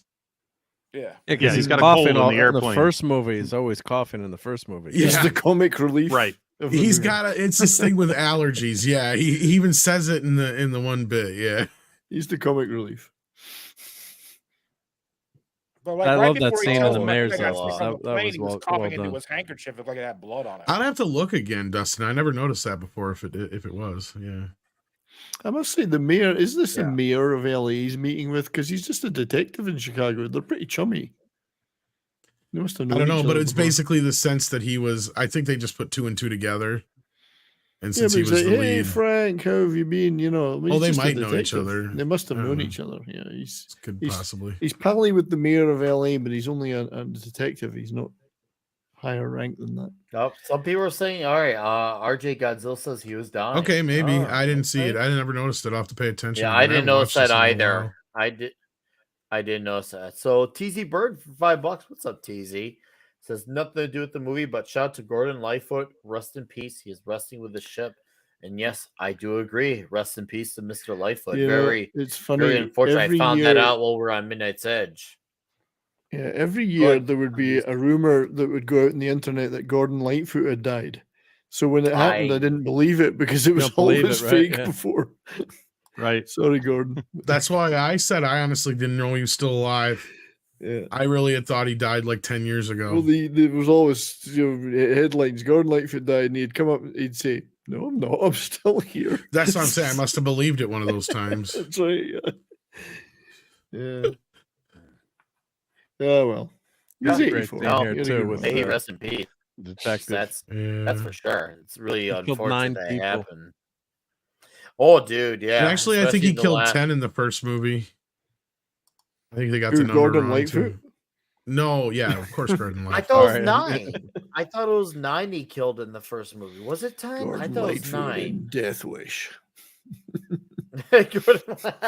Gordon Lightfoot death. But also, I do like the scene here. Yeah, with the call. I thought this is a funny scene where how he used to play off as being a cop. It's part of the job type of thing. I thought this is a. I thought this is a scene that finally doesn't feel as freaking dour as everything. I will Couldn't you say see- though. Oh, go ahead. Go ahead. No, you No, go no, ahead, no. mate. Make it No, I was either just way. making a joke. It doesn't Oh, matter. Son, It's too now late you now. better The take moment is- care. But I was gonna another say, I another feel one. You've been like around my Zack- best stairs, I'll blow you away. Zack Snyder does not know how to do Dower because none of his characters feel like heroes. At least Paul Kersey feels like a hero, and you root for him when he goes out and kills sons of bitches. So it kind of finally it feels like there's some leveling out of the dourness. Whereas Wouldn't in it- Snyder's movie, wouldn't you it- don't feel to root for anyone because everyone just kind of sucks. I think it would have Yeah. been nice if instead of Detective Frank Ochoa, it had been Detective Frank Drebin. That would have been a great piece of casting. I got a question. Is this another callback to the first movie? Did he pick the lock on somebody's apartment and wait for them in their own apartment Yes. in the first movie? Yeah. Well, he Yes. didn't wait. I And they don't remember if search. he. No, they search his apartment. I and they would say find all the he evidence. broke his in and apartment. searches Kersey's apartment in the first movie. Does Yeah. that say marital aids in the background? I can't read Yes, that. it does. Yes, Yeah. it does. Marital I aids, mean, yeah. it's A sex shop. It's a sex shop. right? Yeah, I couldn't Everyone see it in the has small aids. screen. They're here. talking about the hookers. They're marital aids. They were probably real hookers. A good chance. Skip Well, it. it is your LA. lady's busy. You want to be in a movie? By the way, the body count according to IMDb, the body count in this movie is 16. Yeah. That's not bad. Small 16. number. Small Okay. number. I wonder how many he killed in Chicago. Yeah. 16,000, but nobody noticed it so bad. There. Yeah. He probably killed 10 on the way to the convenience store in Chicago. Work wasn't being Seriously. appreciated there because nobody noticed. That's true. The numbers don't get reported in Chicago. That shit doesn't get noticed. Okay, They I've just never hide the watched. bodies. I've not watched the TV version. I have it because it's on. I have two different Blu-rays. I've got the Shout edition that came out a few years ago. That has the uncut version and the TV cut. I never watched the TV cut. Mhm. And then the new version I have is from Vinegar Syndrome, and that has the unrated and the R-rated cut on it. But I guess in the TV version, it has an extended version of Anthony Francisco's scene as the LA police commissioner, Tony and Franciosa. it makes a great deal more sense, basically, and that explains what we were just talking about. I think it was their whole relationship probably, and why he's there to begin with. I think I'm gonna go watch that after one of these, like between now and the next show, and I'll report back to you on that, guys. Did they have like an ultimate edition with all these extra scenes added all together or something? Oh, well, that's kind of what it is. It's like I have the two versions I can't get rid of because one has the TV cut, which now I know had a few extra scenes in it, but now I know it has this too in it. Because I've never watched it. I mean, I don't think I've ever watched it on TV. Because like I told the story last week that when my dad, the company he worked for, when they would have tapes that would have just one little thing wrong with them, they'd let their employees take them home. And Death Wish 2 was one of the movies in the stack. So I've seen this one most of all of them. So that version I've seen for years would have been the R-rated version. But yeah, there's no version where sometimes they'll make like an ultimate extended cut kind of thing where no, they everything didn't cut is it in all there. together, which is weird. Yeah, That's why I was like sitting here thinking, like, why didn't they just Yeah. do a recut with the two versions? But I guess they just didn't. Yeah. Or what you do, you watch the deleted scenes, after the movie. Sometimes they do have split up the Blu-ray. deleted scenes, but they didn't in this case. So yeah, I don't know why. For the And you can 4K see- that came out, was it last year? I think. Yeah, Was it? Yeah, last year the 4K came out for that. Yeah. and that also doesn't have any Okay. deleted scenes or the TV version on it. So But is that the uncut? Sorry to. that one has it the unrated and the R-rated Unrated. cut on it. Okay, Yeah, okay. and it's got a bunch of interviews and stuff that aren't on the other version, but they're not like anything to write home about. I watched those in prep for this, and I'm like, it didn't give me much. Didn't give him much. Yeah. Not really. Nothing worth really writing home about. I like how with the taxi driver, he's found the bus, and then he's just like, "Hey, I'm not really known for my public service." He's trying to use that whole "I'm a cop," just drive me around. I was like, "Wow, dude's being a mooch off a taxi driver." All the I thought ultimate that cut would be, because Go I ahead. just said make one. All you'd have to do is just basically cut whatever's added to the TV version and add it to the unrated cut, and that'd be an ultimate cut. Okay. That Because as would I be said out. before, the unrated cut, the only difference between that and the R-rated is just the R-rated has the more graphic bits cut out in the first two assaults. That's it. Yeah. Right. There's those eyes. Well, he's seeing a Broken flashback down to- here. Yeah. Yep. He- Yeah. Yeah, this is Because, him you know- recognizing the guys. Mm-hmm. Now that song that's playing now is one of the songs that Jimmy has words to, and the other And one that what was plays that after it song is the called same one that was again? playing earlier. I can't remember what. That's the one that's playing now, and then the other song that was playing earlier is another one of the songs too. They play it again here right after it. 70s. I think he knows because He like knows. my Zeppelin knowledge is not knowledgeable. Yeah, I got to I try and just get the Jimmy Page version of it. It has all the added stuff I to it. can't remember which of the two is playing right now though. It was the one you said earlier, I think. The one I always remember is it could be the one that's playing at this point. It's Who's to Blame. It's called Who's to Blame, and then Who's the to other one that Blame. plays twice starts with a T, and I can't remember what it's Yeah, I called. can't remember right now. Yeah. I've only watched the movie about 4 times in the last few weeks. What were you going to say, Red Shark? Preparing Where's for that, the Mark? What was that? Somebody was gonna ask something about the soundtrack or say something. It sounded like I just can't remember now. Well, I Is think there a I'll check reissue? Spotify. I'm sure they got it's just amazing what we can get now. I sound like a grumpy old man, but I'm sure I'll be able to find it. I just haven't yeah, really looked for it. no, but fun to listen to again. But I was saying like I love Whitesnake, and we used to get all the someone had imports they bought at a flea market, and he was playing it on the bus, and that's the only way you could listen to it. And the songs are different too. That's on the side, but the Where I Go Again, the original version's much better. But it's tough to get this stuff. So now like you can just go on Spotify, I'm sure, and just find the damn soundtrack and listen to it. Well, and the beauty which of is it, there's awesome. been it's just so much easier to self-publish now. So like I said, the original version, which would be the one you were talking about having it on album, I think that just has some of the straight tracks on it. It's like not all of them, but like the only one that has words is the one that 70s just mentioned. They have that like one version on the album. But then Jimmy Page himself put together an album that has all the instrumentals plus the ones with the words and all. It's like an ultimate soundtrack a couple of years back. And I guess you could get it right from his website. So, and I've seen a lot of other composers and stuff like for movies release their own versions of their soundtracks and stuff, or they'll go through some of these boutique companies, which is kind of cool. Especially a guy at Page that probably did a lot of it in his own home studio. Most like, I think he did. There's a ton of stuff he'll have just sitting there. Because he did, there was a keyboard, a guitar, and a bass, and then I think there was a couple bits that he did write, and then they sent off. I can't remember if they did them in orchestral or not. I can't remember now. I'd have to remember from watching the film and listening to the actual soundtrack, but they did want Isaac Hayes, but Winter's like, no, I want Jimmy Page, and like you said, it's because he lived next door. Well, he's his neighbor. They were friends, yeah. They were friends.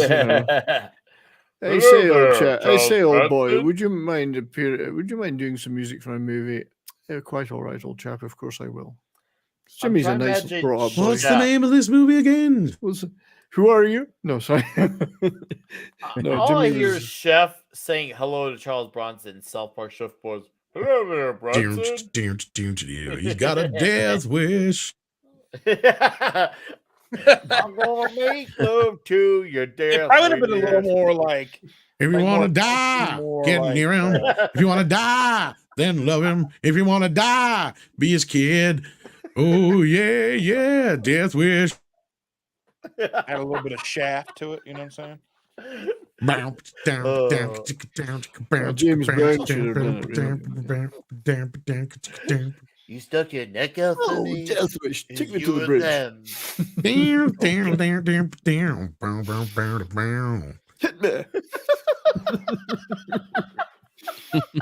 He's a bad mother. Shut your mouth. But I'm talking about Death Wish. For me.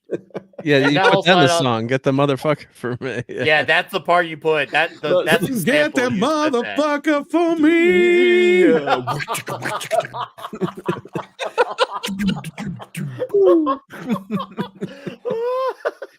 Well, went off the rails.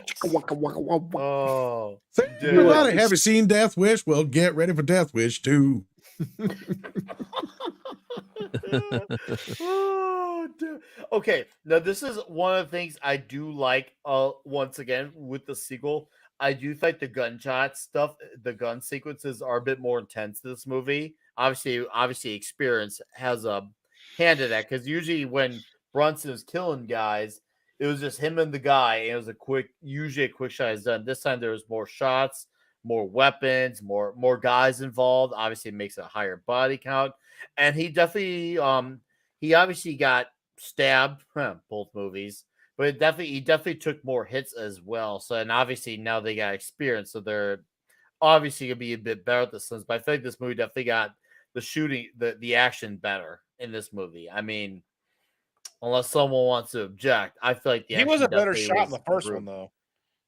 Yeah. Yeah, I mean, he did have a more straight shot, but as far as the intensity and the sequences, I feel like this movie had raised the stakes better of the shooting going on, because they're like, oh damn, like there's all these sons of bitches here. They know who he is too, because he remembers them, they remember him.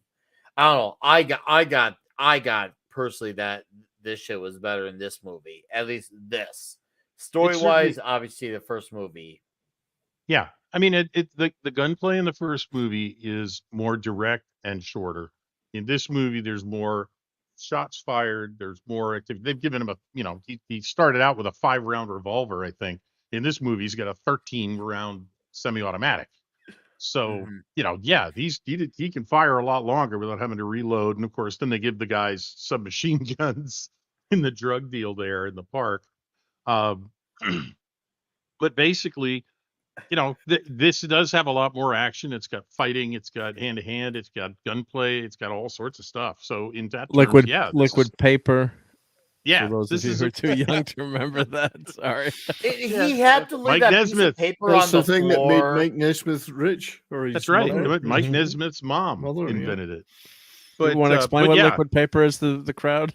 That's what you put on your type. That's what you put on your type mistake, so that you could type the correct word over it, correctly spelled. It's kind of like the edit function in Twitter if you have a blue check mark. You're going to have to go back and explain what type means. Yeah. RJ, I'm always cutting him some slack. He's in more intense action sequences. There's more odds against him, and he definitely is a bit older. I mean, and there was a gap, and he was trying to get out of this lifestyle, but things come back to haunt you.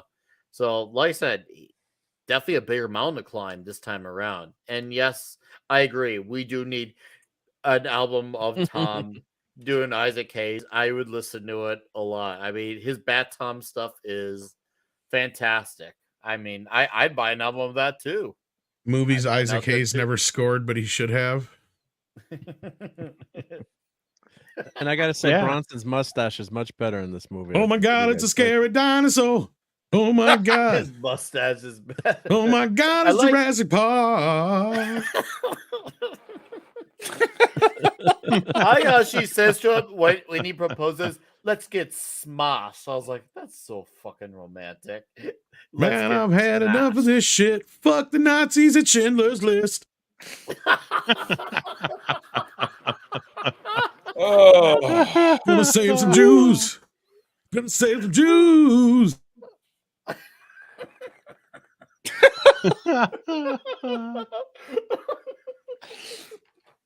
Maybe there were some mushrooms on that pizza.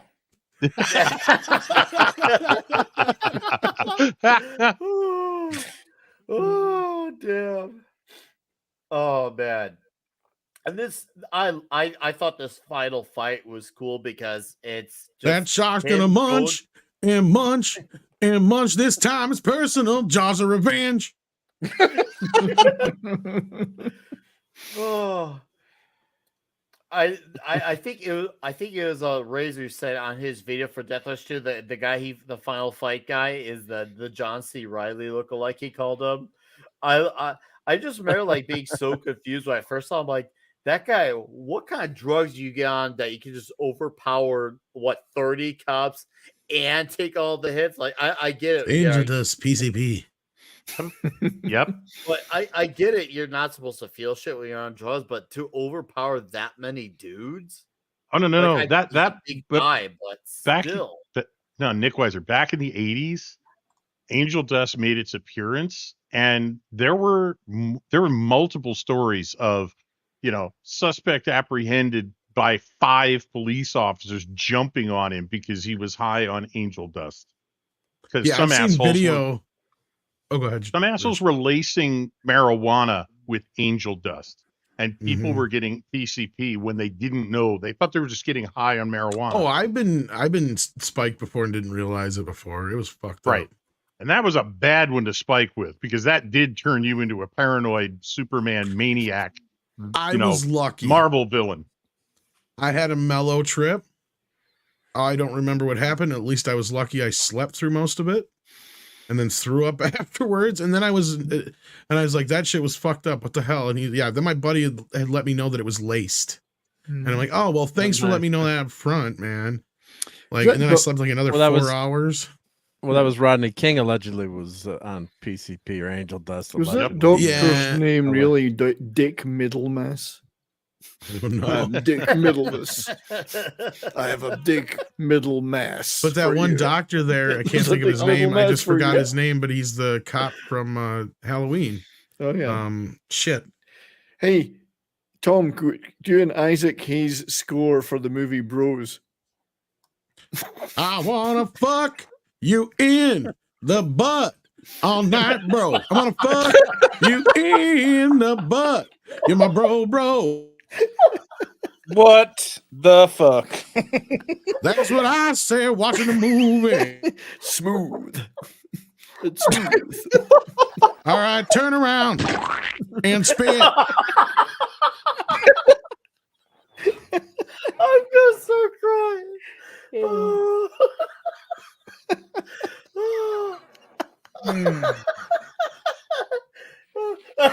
Oh, it's too good. It's too good. Oh. You have the biggest dick I've ever seen on a man. Nick, you gotta clip that. Thank you. Thank you. And Chef had that perfect "thank you" voice. So, like, that would have been the perfect response to that. I almost made it weird, but yeah. Almost made it weird. It's like, what weird was it? No, there's a great hairstyle. I wish I could love this death here. This is great. That was a good clip. Eraserhead. Yeah. That hairstyle is called Van de Graaff Generator. Hang on. The Van de Graaff Generator is a band. That's a band. See, this could be a metal. It could be a metal gig. Couldn't he, Nick? Really? Just, you know. He looks like he's in one of those new metal bands. Like, he could have been in, like, Mudvayne or something. That's right, And or Static X. Yeah, he could have been one of those. And then he just puts his hair up with beeswax and hairspray. Oh, that's funny. And then blow dries it. And then he gets killed because he set up his hair for nothing. Too bad. So sad. No, I will say the guy who he talks to here, I think he was credited as Donald K. I was like, what a homie. All he just had to say, hey, this guy, he raped and killed my daughter. And he's just like, all right, homie, you got 3 minutes, and then Barely gave him a minute and a half. We got a big old boat that's going down like a lady of the night. That's pretty good. I know. You should use that, Tom. It's bigger than my dick. It's the Titanic. Titanic. You know, we're gonna draw me like one of your French girls. Draw me like a French girl, Jack, now, baby. Make my boobs real big. James Cameron spent a lot of money. It looks sick. It's Titanic. You know the boat's gonna sink. Gonna throw that necklace in the water. Oh, I read about it. I'll give you 3 minutes to ring the alarm. Bro, what a guy. He knows I know what team I he's gave on, him right? that, but still, the fact that he was just like, yeah, you just totally snuck into our hospital wearing someone else's outfit, killed the shit out of this nut job. But you know what? You're good, man. I'll You're cut you good. some slack. You know, anyone can do it. It could happen. That's the guy I was talking Golden. about, and I can't think of his damn name. Charles Cyphers. Thank you, Steven. Oh, Yeah, Cyphers. that's Yeah, Cyphers. I'm gonna make love to your woman in an old timey car on the ship. It wasn't an old timey car at the time. Yes, it was relevant to the day, but it's old timey to us. All right, Yeah, so Doug, Cyphers is a lot of good stuff. 1985 of VA loves horror. I'm gonna guess that's for Virginia. For $9.99 says, I have no respect for Roger Ebert. He doxed Betsy Palmer on TV so people could send angry letters to her playing an F-13 Part 1. This is a time that if you threw a rock, you would hit a serial killer. Dude, I understand where you're looks coming like from. I that. think he apologized Mm. for this, but those guys had such a, and this is one of the things I could not understand about Siskel and Ebert as much as I love them. They had such a hard on for horror films. I don't know why. Mm. I don't get it. Never did. Their explanations never made any sense. That was one of the dumbest moves they ever did in the world. Now, granted, at that point, it probably wasn't the hardest to find Betsy Palmer's address anyway, but what the fuck did she have to do with anything? That was Right. what I didn't understand about it. Like, yeah. So I think he also gave away, was it, I think Frank Price or something like that was the head of Paramount. I think he also gave out his phone number too, but yeah. Wasn't Ebert the producer on a porno movie, Beyond the Valley of the Dolls, or did he write Beyond the Valley of the Dolls? I'm trying to remember. He was a writer, yeah. It wasn't Writer, yeah. porn though, Just- was it? Really? And by the way, thank you, Doug, for the was $10. I do softcore. appreciate that. Softcore, I guess. And Yeah, softcore. Soft, I guess. Dude. Well, I Soft, guess, yeah. yeah. He I mean, left that damn piece of paper. I remember when he was writing, he's filling his card to get into the hospital. I thought, oh, he's fucked. She's gonna leave his ass. She's gonna open up that paper, and guess what? She opens up the damn paper, and she knows right away this son of a bitch is lying to me. She should have got all damp at this point. She at the should thought have. of You gotta it. protect her ass. Yeah, exactly. She should have been, moist. yeah. But she should have been I moist. could- You said moist.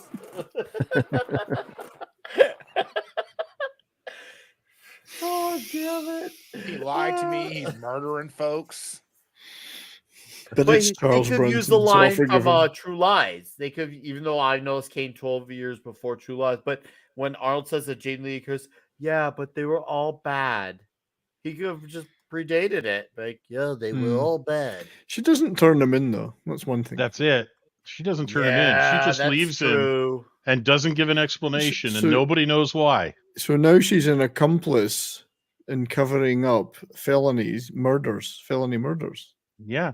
Yeah. So So- now she can't turn him in. No. The minute she didn't, she couldn't. Right. Well, she's in a position. I could, even if I read him out, now I'm stuck in the situation dealing with him longer, and I have to answer questions, fill out paperwork. I got now, and I got affiliated with this guy longer. And that sometimes can end up being involved in legal stuff. Yeah, I guess that was just the best way, or the closest to the best way she could save herself, by just cutting all ties and just never to be seen or heard from again. I think that may have been the most realistic outcome, even though, yes, the moist should have been moist, but, well,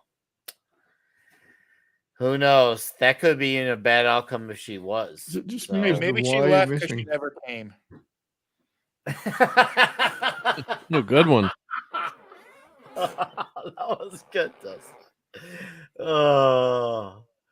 That would make this damn. That time, I heard you coming.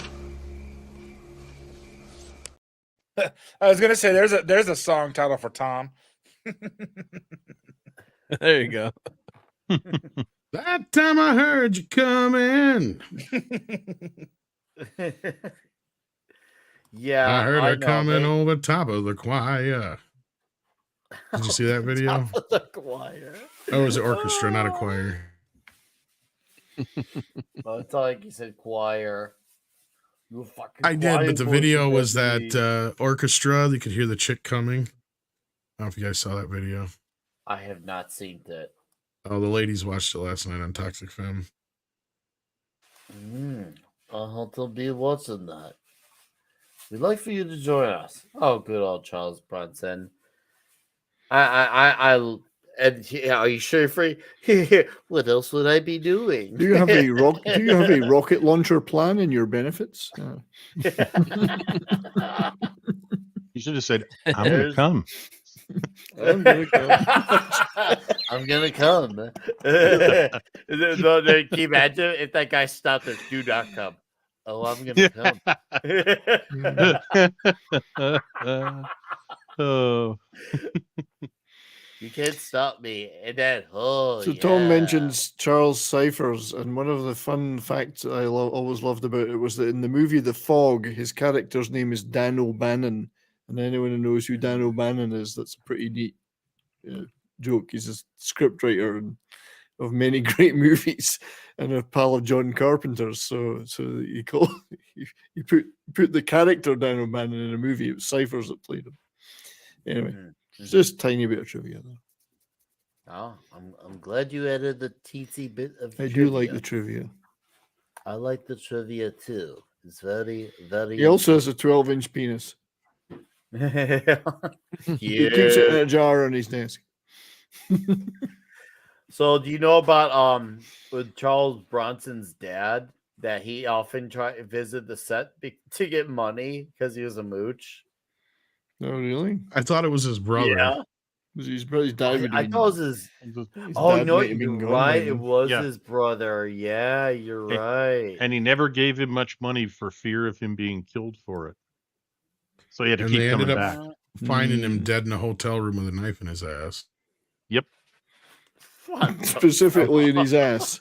Yeah. Yeah. Specifically the left butt cheek. In the buttocks. The buttocks. Yeah. That should not be funny, but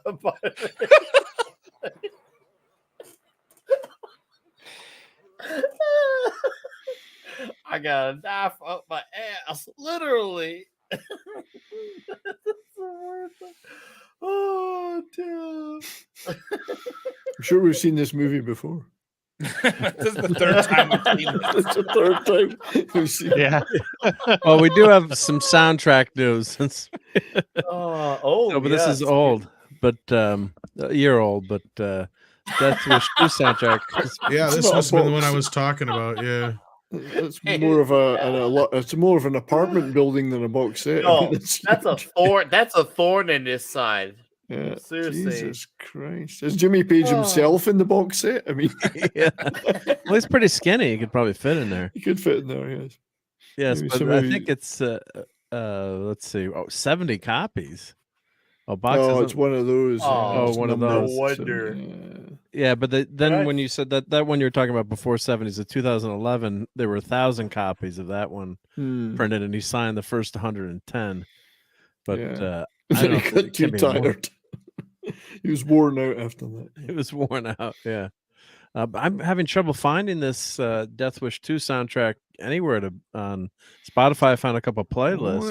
Well, there might be a couple of sites. Well, I'm just talking about like Discogs. Amazon and You mean overgrown sites? Yeah. oh, yeah, I'm talking about Proper sites. proper sites. Yeah.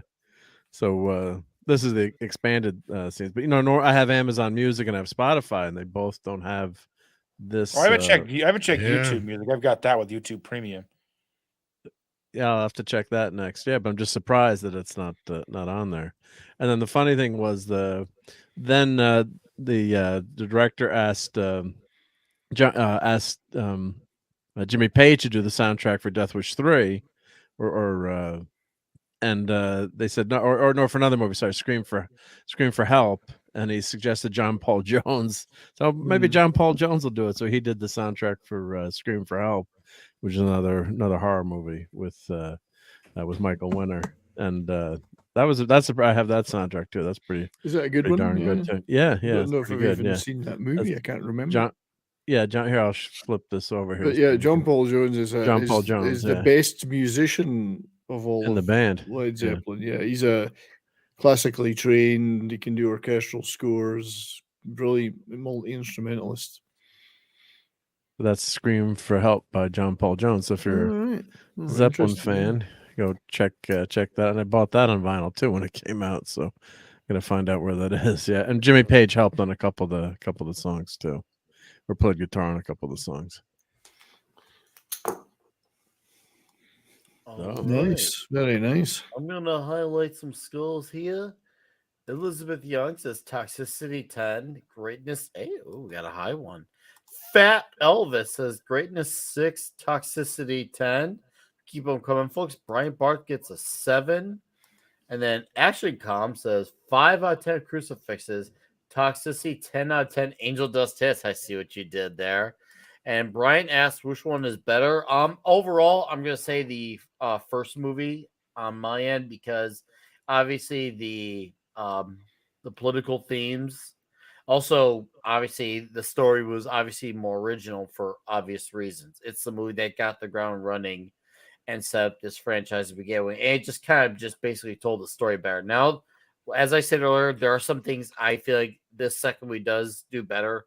Particularly the action, I feel like is better. That's my one thing. I feel like if there's anything it's better. Also, I'd say the music is better, and that's saying a lot because I love the music from Herbie Hancock in the first movie, but I feel like Page does exceed it in that regard. Maybe the other guys might feel the same way or feel different, but 70s, no, I did not see I'm it. just But pasting let's the see. link. I've just pasted the Well, link in the private paste chat. it in.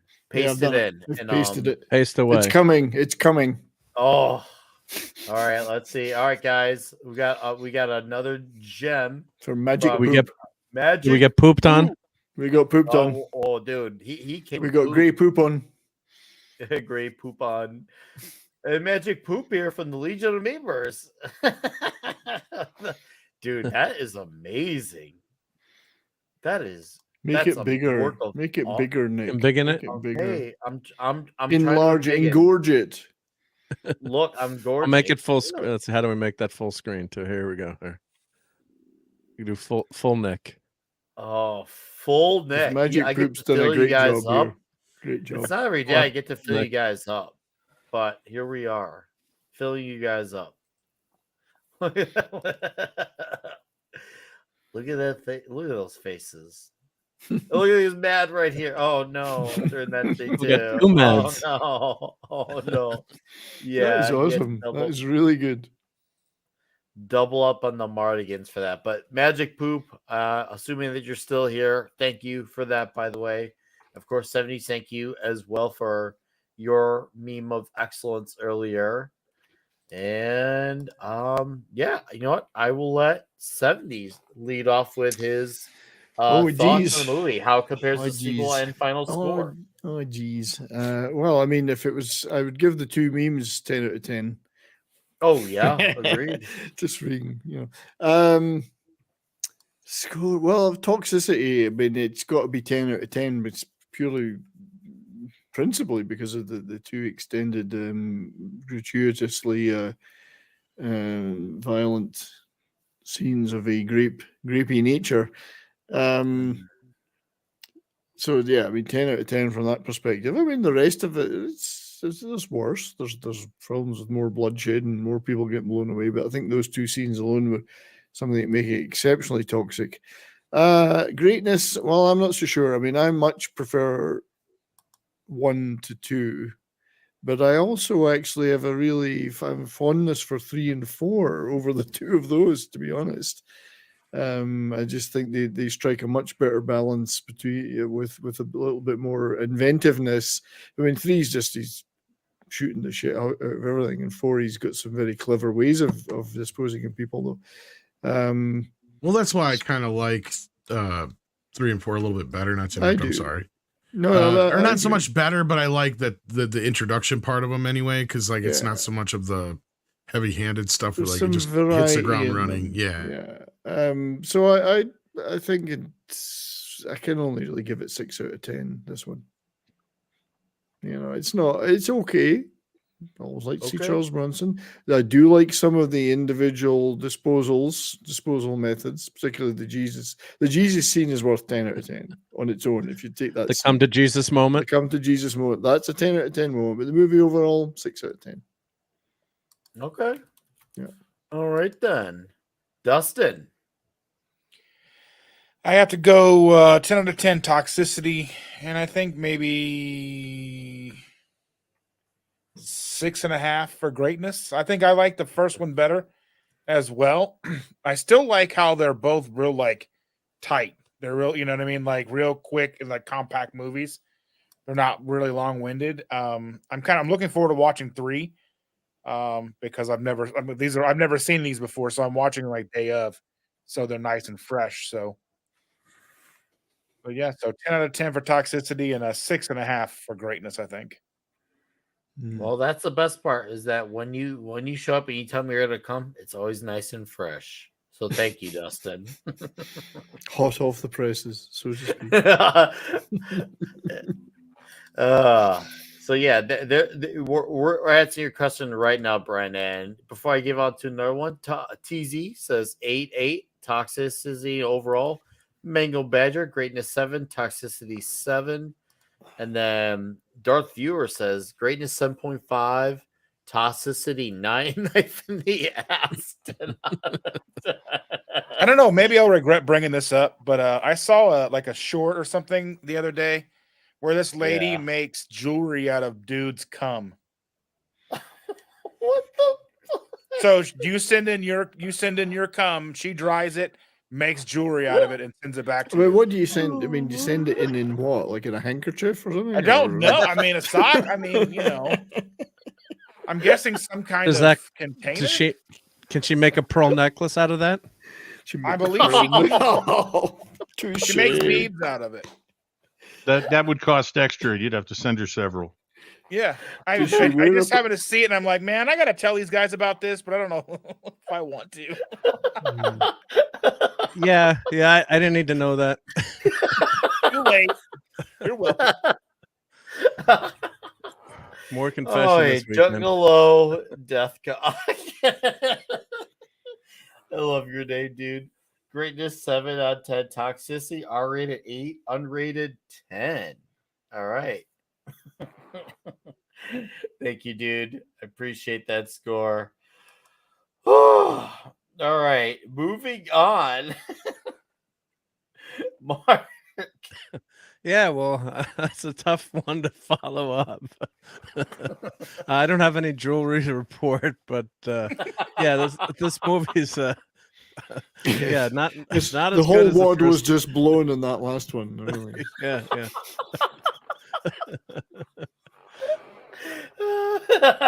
I'll do the Nick Sorry. Cage. Yeah. Sorry, Mark. That's all right. That's all good. That's what we're here for, to have fun, right? You know. So yeah, but anyway, yeah, if it was low, cable, it's like a cable access show, right? We can do whatever we want, have fun here. No one's gonna get mad at us. But anyway, so yeah, not as good of a movie as the first. It's too much of the same movie. It's kind of like The Force Awakens. When you watch it, you're like, haven't I seen this movie before? Not that it's bad, but in my opinion, they went way over the top with the gratuity of showing all those details and the horrible details in those scenes. They didn't need to show all that, as my opinion.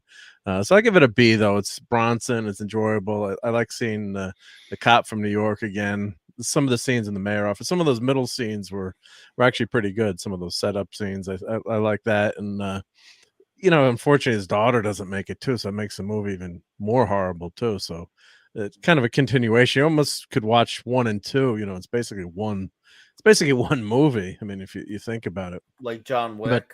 Yeah. like John Wick. Yeah, it's just it just flows in order. So it's really 1 and 2 together. But yeah, too much of the same. So, but I'll give it a B because it's Bronson. I don't want to get mad at me. But it's definitely watchable. The soundtrack by Page is definitely really good. So Toxicity 10. I mean, yeah, the SOBs in this movie. I mean, you really want to pummel these bastards. I could describe some things you want to do with them. You can only imagine if they did that to someone in your family, your mom, your daughter. So there's no question about what's what they're gonna get. So it's just I think people are just so uneasy with this movie because they don't want, obviously, people taking justice into their own hands. And what could happen in society. And we didn't really talk about that as much this week as we talked last week, the rise in crime and how people are reacting to that. But of course, with YouTube and Twitter, I'm always seeing acts of self-defense on Twitter. It's just things that people don't normally want to talk about, but like someone tried to rob. You see all kinds of store robberies now with all the cameras that are there. And then I was watching something with an old guy with a shotgun saw a guy coming in with an AR-15, and he took one shot, and the guy ran screaming out. But normally you'd never get a chance to see stuff like that. But that's what this movie is alluding to. And the final rating I got to give Tom Singing an 11 out of 10. So, Oh, absolutely. yeah. So he gets. I'm gonna make love to Mark all night. I'll give him 2 Isaac Hayes out of 1 Barry White. Can't get enough of your love, baby. I got a lot to look forward to tonight, so it's gonna be a good night. So, but after we're done, this is what'll happen. I was overwhelmed. You're a true artist. Just let me sleep a while. Regain my strength. 5 minutes. A grace period, if you will. Please. I forgot to mention, by the way, that one other thing I did like about the movie, sorry to interject, was that those No, go for nighttime it. LA scenes are extremely well done. So I probably should give it an extra point for that. They were well filmed. Okay. Yeah. Okay. Soul Assassin, Death Wish 2 came out last year on 4K Blu-ray, so you can definitely get the second one at the very minimum. They're all out. The first 2 in 4K. Hey. There you go. Tom. The 5th one might be the only one you'd have trouble getting in the US. Yes, I couldn't even find that one anywhere. It was released outside the US, but I've heard rumors that it might be getting released here pretty soon. But yeah, I mean,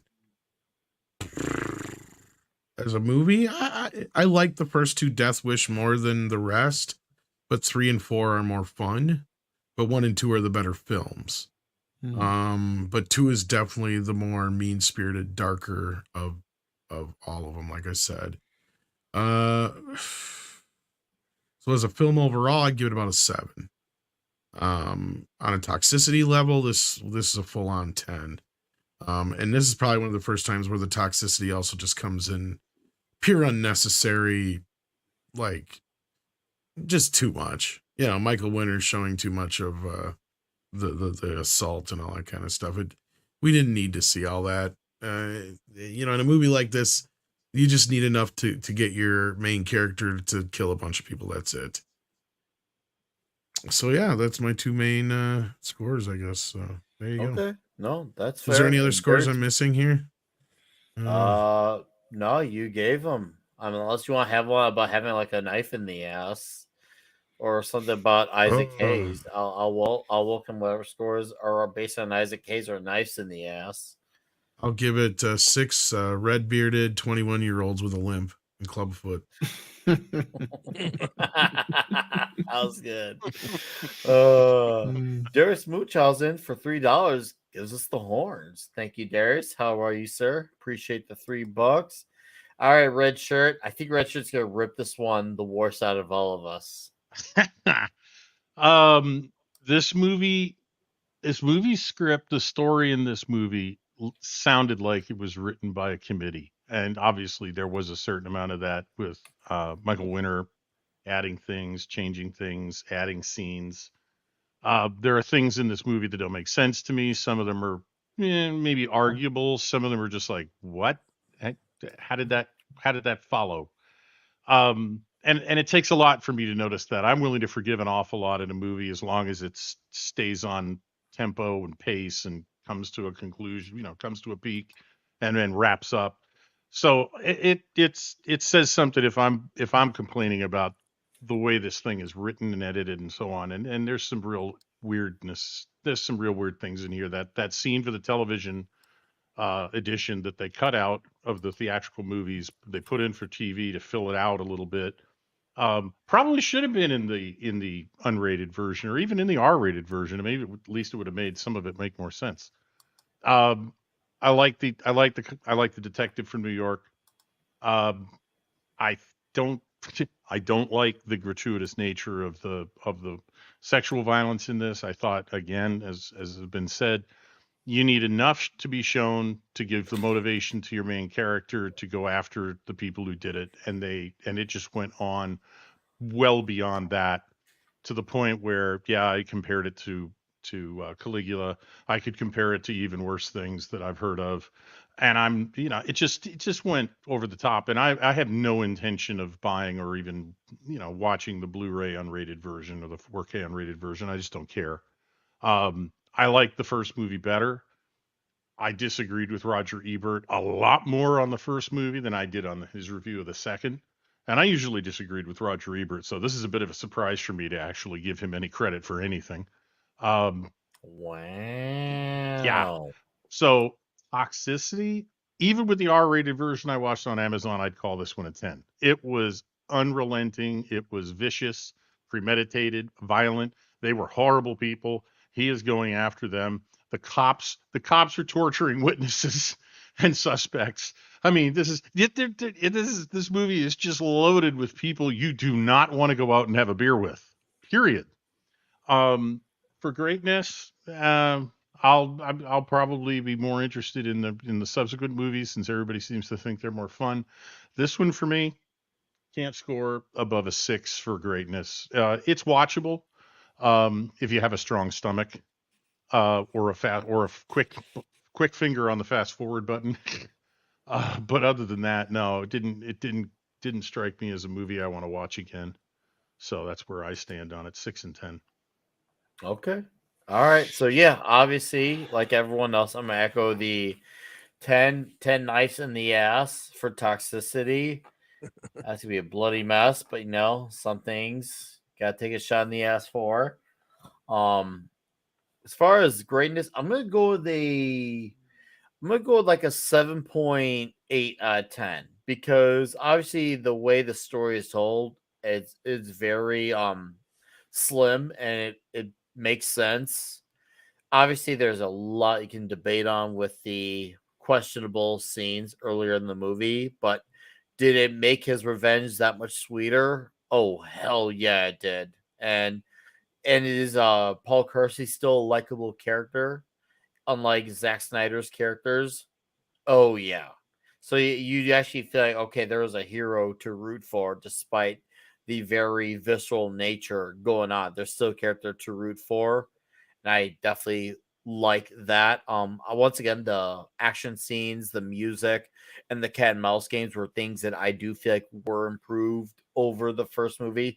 Also, seeing Frank Okola finally come around at the end at his last moment, finally like siding with Bronson really completed his character arc for me. I feel like that was a necessary way for his character to go because he went from this guy needs to get the fuck out of New York and never come back. I hope to never see you again to go get that son of a bitch for me or go get that motherfucker for me. I thought that was great. So I feel like there's still a good score there with 7.8 out of 10 for the overall score. I think besides if I just had to take out the nature of the scenes from earlier in the movie, I would say the issue that this movie hurts from the most is it repeats a lot of the beats of the first movie too much in the same order. Like obviously there's variations. Obviously Frank comes around to him. You obviously have instead of the guys who he never saw again, this time it's guys he saw do the deed and now he's directly after them. And of course, also he doesn't get read out this time. He has someone who saves him. And I thought that was a cool scene. The guy, homie at the freaking institution is like, yeah, you got 3 minutes to get out. So yeah, there's slight variations, but overall though, it's still pretty much same story. Once again, life going fine, gets flipped upside down, has extreme reaction. I also too I think it actually works out the best that Jerry Jill she just said, "Fuck this shit, I'm out of here." I thought that was great. So yeah, I had 7.8 is my score for the movie. So despite after the nature once again of that situation, it becomes a very entertaining movie because you're ready for him to kill some sons of bitches for that, and you really do want him to go all the way with it. And yeah, the victory is that much more glorious, despite how sad it was. We had to go through all that to get there. So, yeah, that's my score. That's the panel scores. Those are the chat scores. So, yeah, obviously, very unshockingly, next week we're gonna do round 3. Load them up again. Yeah, we're The final Michael Winner Death Wish film. Yes, the final Michael Winner, and let's get a look at our boy. That's what I think too. I do like the disguise outfit too, and the fact that he had like a Batcave equivalent, so where he can go be Charles Bronson and then at home go be Paul Kersey. I felt like that was a dual identity. Mild mannered architect by day. Yeah, by night. yeah. I thought for me that came off as a bit of a superhero-y thing. Obviously in the more vigilante sense, but I got the comic book vibe from that. So Death Wish 3 next week, folks. And you know what? I think next week's gonna be the perfect palate cleanser because we're gonna have a lot of fun with that one. And Tom, of course, with his Isaac Hayes. I'm sure Isaac Hayes can make a lot of songs off next week's movie with the amount of people who are gonna blow up next week with Death Wish 3. So yeah, that's next week's movie. Tonight was Death Wish 2. I thank you all for your wonderful Not super once, chats. not twice, but 3 times a death wish now. Once, not twice. 3 times a death wish. Paul gonna fuck you up. Lionel Richie did it better. Was it your once, twice, 3 times a death wish. Why did you kill my friend? Is that the third movie with the Browning machine gun, or hasn't I haven't watched the third one? I think, isn't it? The machine gun. When does he have the Webley's the fourth one? I can't remember. The fourth one's where I think it goes batshit crazy, and he has. Is that? I think that's the one with the missile launcher. The fourth one's the one with Danny Trejo, where he blows them up in the restaurant. Fourth one's the crackdown. That's all I remember. Yeah. There's a lot of machine guns and rocket launchers to come. Yeah. Lay down the law. Light anti-tank weapon. Anti-tank. Yeah. Actually should have had a tank. That would have been the best idea. Paul Kersey is tank driver. Tank driver. Rockford got that movie, yeah. Tank rider. Get a little higher. What was that movie called? Tank. It was Tank Girl. Tank, right? Yeah. Yeah, he goes nuts and he just crushes everything with the tank. Yeah. So, Magic Poop, thank you for that delightful meme earlier. 70s, thank you for your meme as well. Once again, thank you to the super chatters, and love seeing all the comments in the chat. Definitely, this one definitely had a lot more. I would say it was really divided on opinions, but people definitely agree that this movie did not capture the magic of the first one, but it was still fairly entertaining. Death Wish 3 next week. Thank you, chat. Once again, thank you for all who come here weekly. Thank you. I absolutely, positively, magnificently appreciate your support. And to the few new faces I saw, hopefully you liked what you saw. And I hope you come back for more. Maybe if we're lucky, we'll get more Isaac Hayes out of Tom. And with all that said, this is my channel. Hopefully, once again, you liked what you saw. I put out a video a few days ago. I'll have another one out soon, especially when that new Conan comic comes out for Free Comic Day. I'll be talking about that. And of course, you can find me with the Dix Division and Midnight's Edge as well on their live streams. But I'm going to let these gentlemen plug out their plugs on the way out. And the first man I'm going to let plug is Tom. Don't get them wet and keep them out of the light. Whatever you do, don't feed them after midnight, or you're going to have some gremlins to fight. None of that made any sense. Oh, it did. Go back and listen. Rewind. Yeah, I'm going to have to. There's gremlins everywhere. Oh, damn. Tom, it's been good. It's been magical. I try. I thank you for not just the insight, but your Isaac Hayes definitely stole the show tonight. That is for sure. I thank you. And Eric Hay, thank you for your wrenches. Yes, guys. Tom has Midnight's Edge, of course, because you all know that. but he's got Legal Mindset coming on tomorrow morning. He's supposed to be there. Yeah, he should be All there. right, killer. Well, I hope We'll he try to have does for the script doctor show. as well, hopefully, and we'll talk about all this business. Business. Yes, business. Yes. No, Tom, thank you as always, sir. Thank you for the time you give to this, and you have a magical I do evening, try. and I will be, as always, be talking to you very soon. All right, red shirt. There's a shark out there in the water, and it's gonna eat you.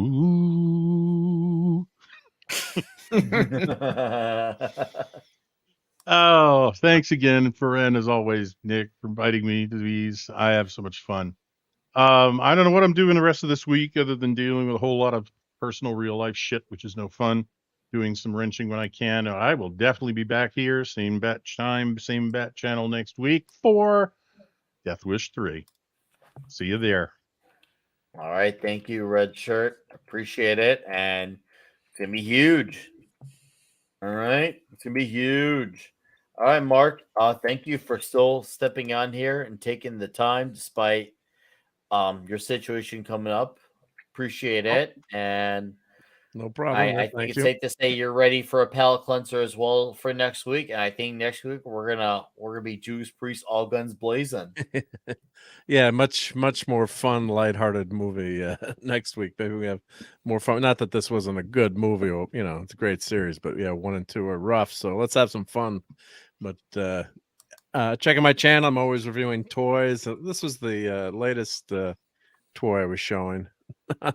So you can never have too Ooh. much Superman in your life, right? The ultimate. Nope, no such thing. Yep, the ultimate hero, right? We need more Superman. So yeah, this was a gift for my kids, but somehow it ended up in my room. But Oh, so you don't yeah, say. you don't say. Yeah, but yeah, appreciate being here. Always fun hanging out with you guys every night. And I was kind of depressed with my Rangers losing yesterday, so not too serious, but yeah, that always stinks, and especially losing the Devils. Come on, can't lose the Devils, guys. So 70s. I don't know if you're watching any hockey. How's your team doing? 70s. No, we don't need to talk about hockey. It's okay. That's okay. All right. Well, yeah, the Rangers season is over. So there's nothing happening. Right nothing now. happening. Okay, yeah, no playoffs going on. Okay. No, there's no game Yeah. that the Stars are losing in right now. Yeah, and it's It's not just like not the happening. Bruins could. And it's not like the Bruins could ever lose 4 games in a series either. I guess after I losing guess 12 we games. did make the second round, Yeah. but we may not make the next round. Let's put it that way.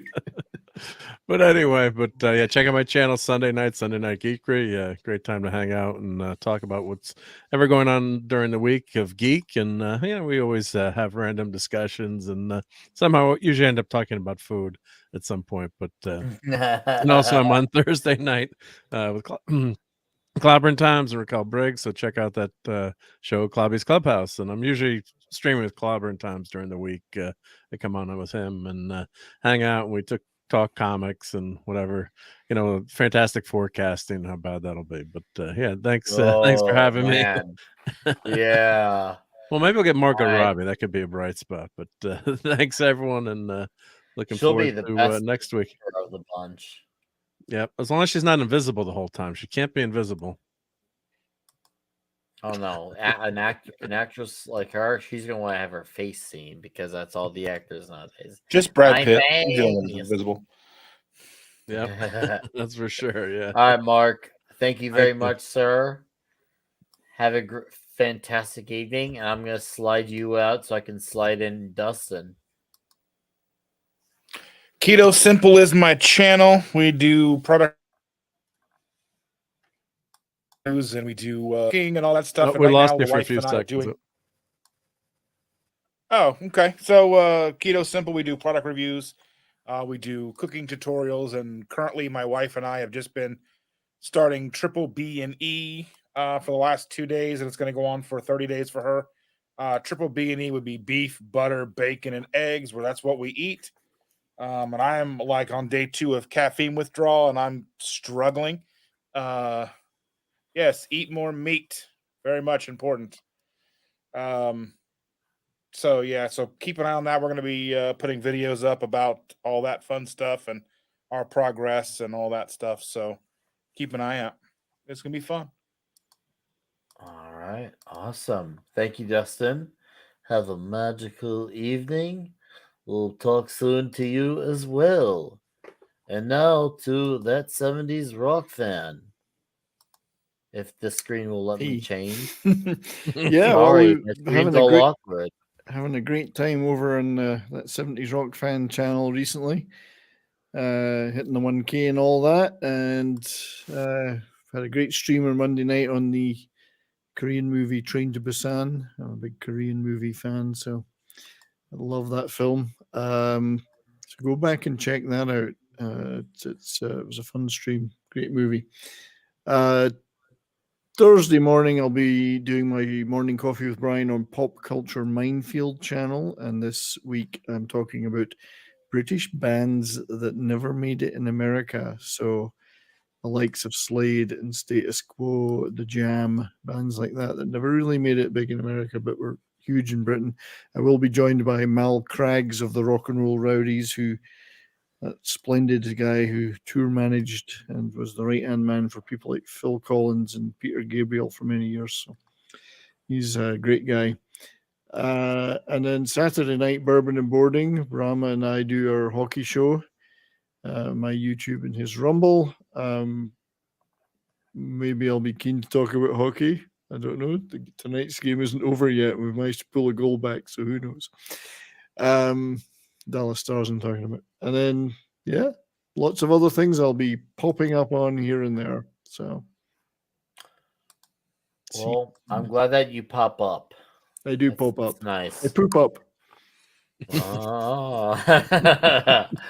Sir, thank you as well, 70s. I'm looking forward to next month. It's going to be huge. It's going to be magnificently huge. I'm looking forward to it.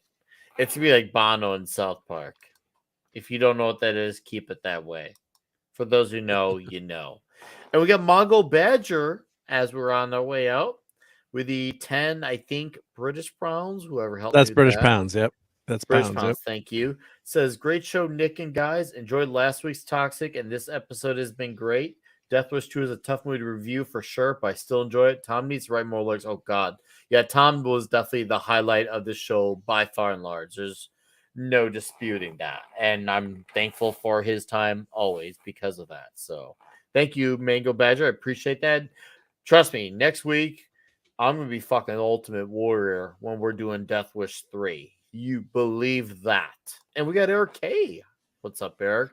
For $2 says 70, sing some mean Adam Ant. Tricky. So, you don't drink, don't smoke. What do? You don't drink, don't smoke. What you do, you do. No, you're there. Goody two shoes.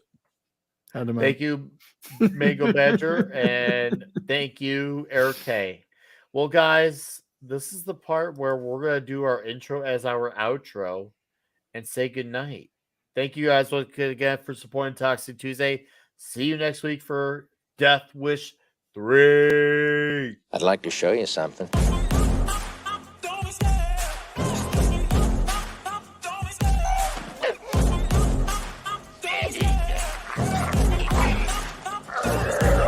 love the chase and the hunt, and I set the pace when I'm running. I always take what I want, and I always give it 100. Don't need a bank, no, I'm funded. Play the game like it's nothing. I'm always thankful for something. Don't take for granted, stay humble. Now wake up!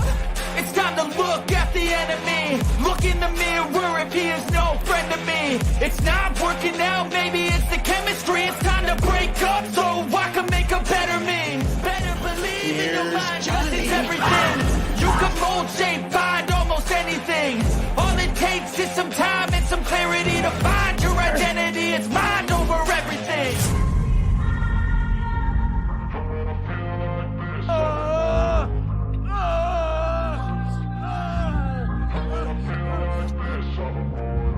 And when I feel like this, I'm immortal.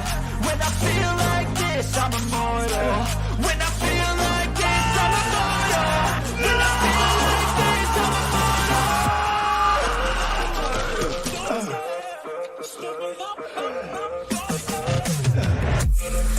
You have to ask yourself one question. Do I feel lucky?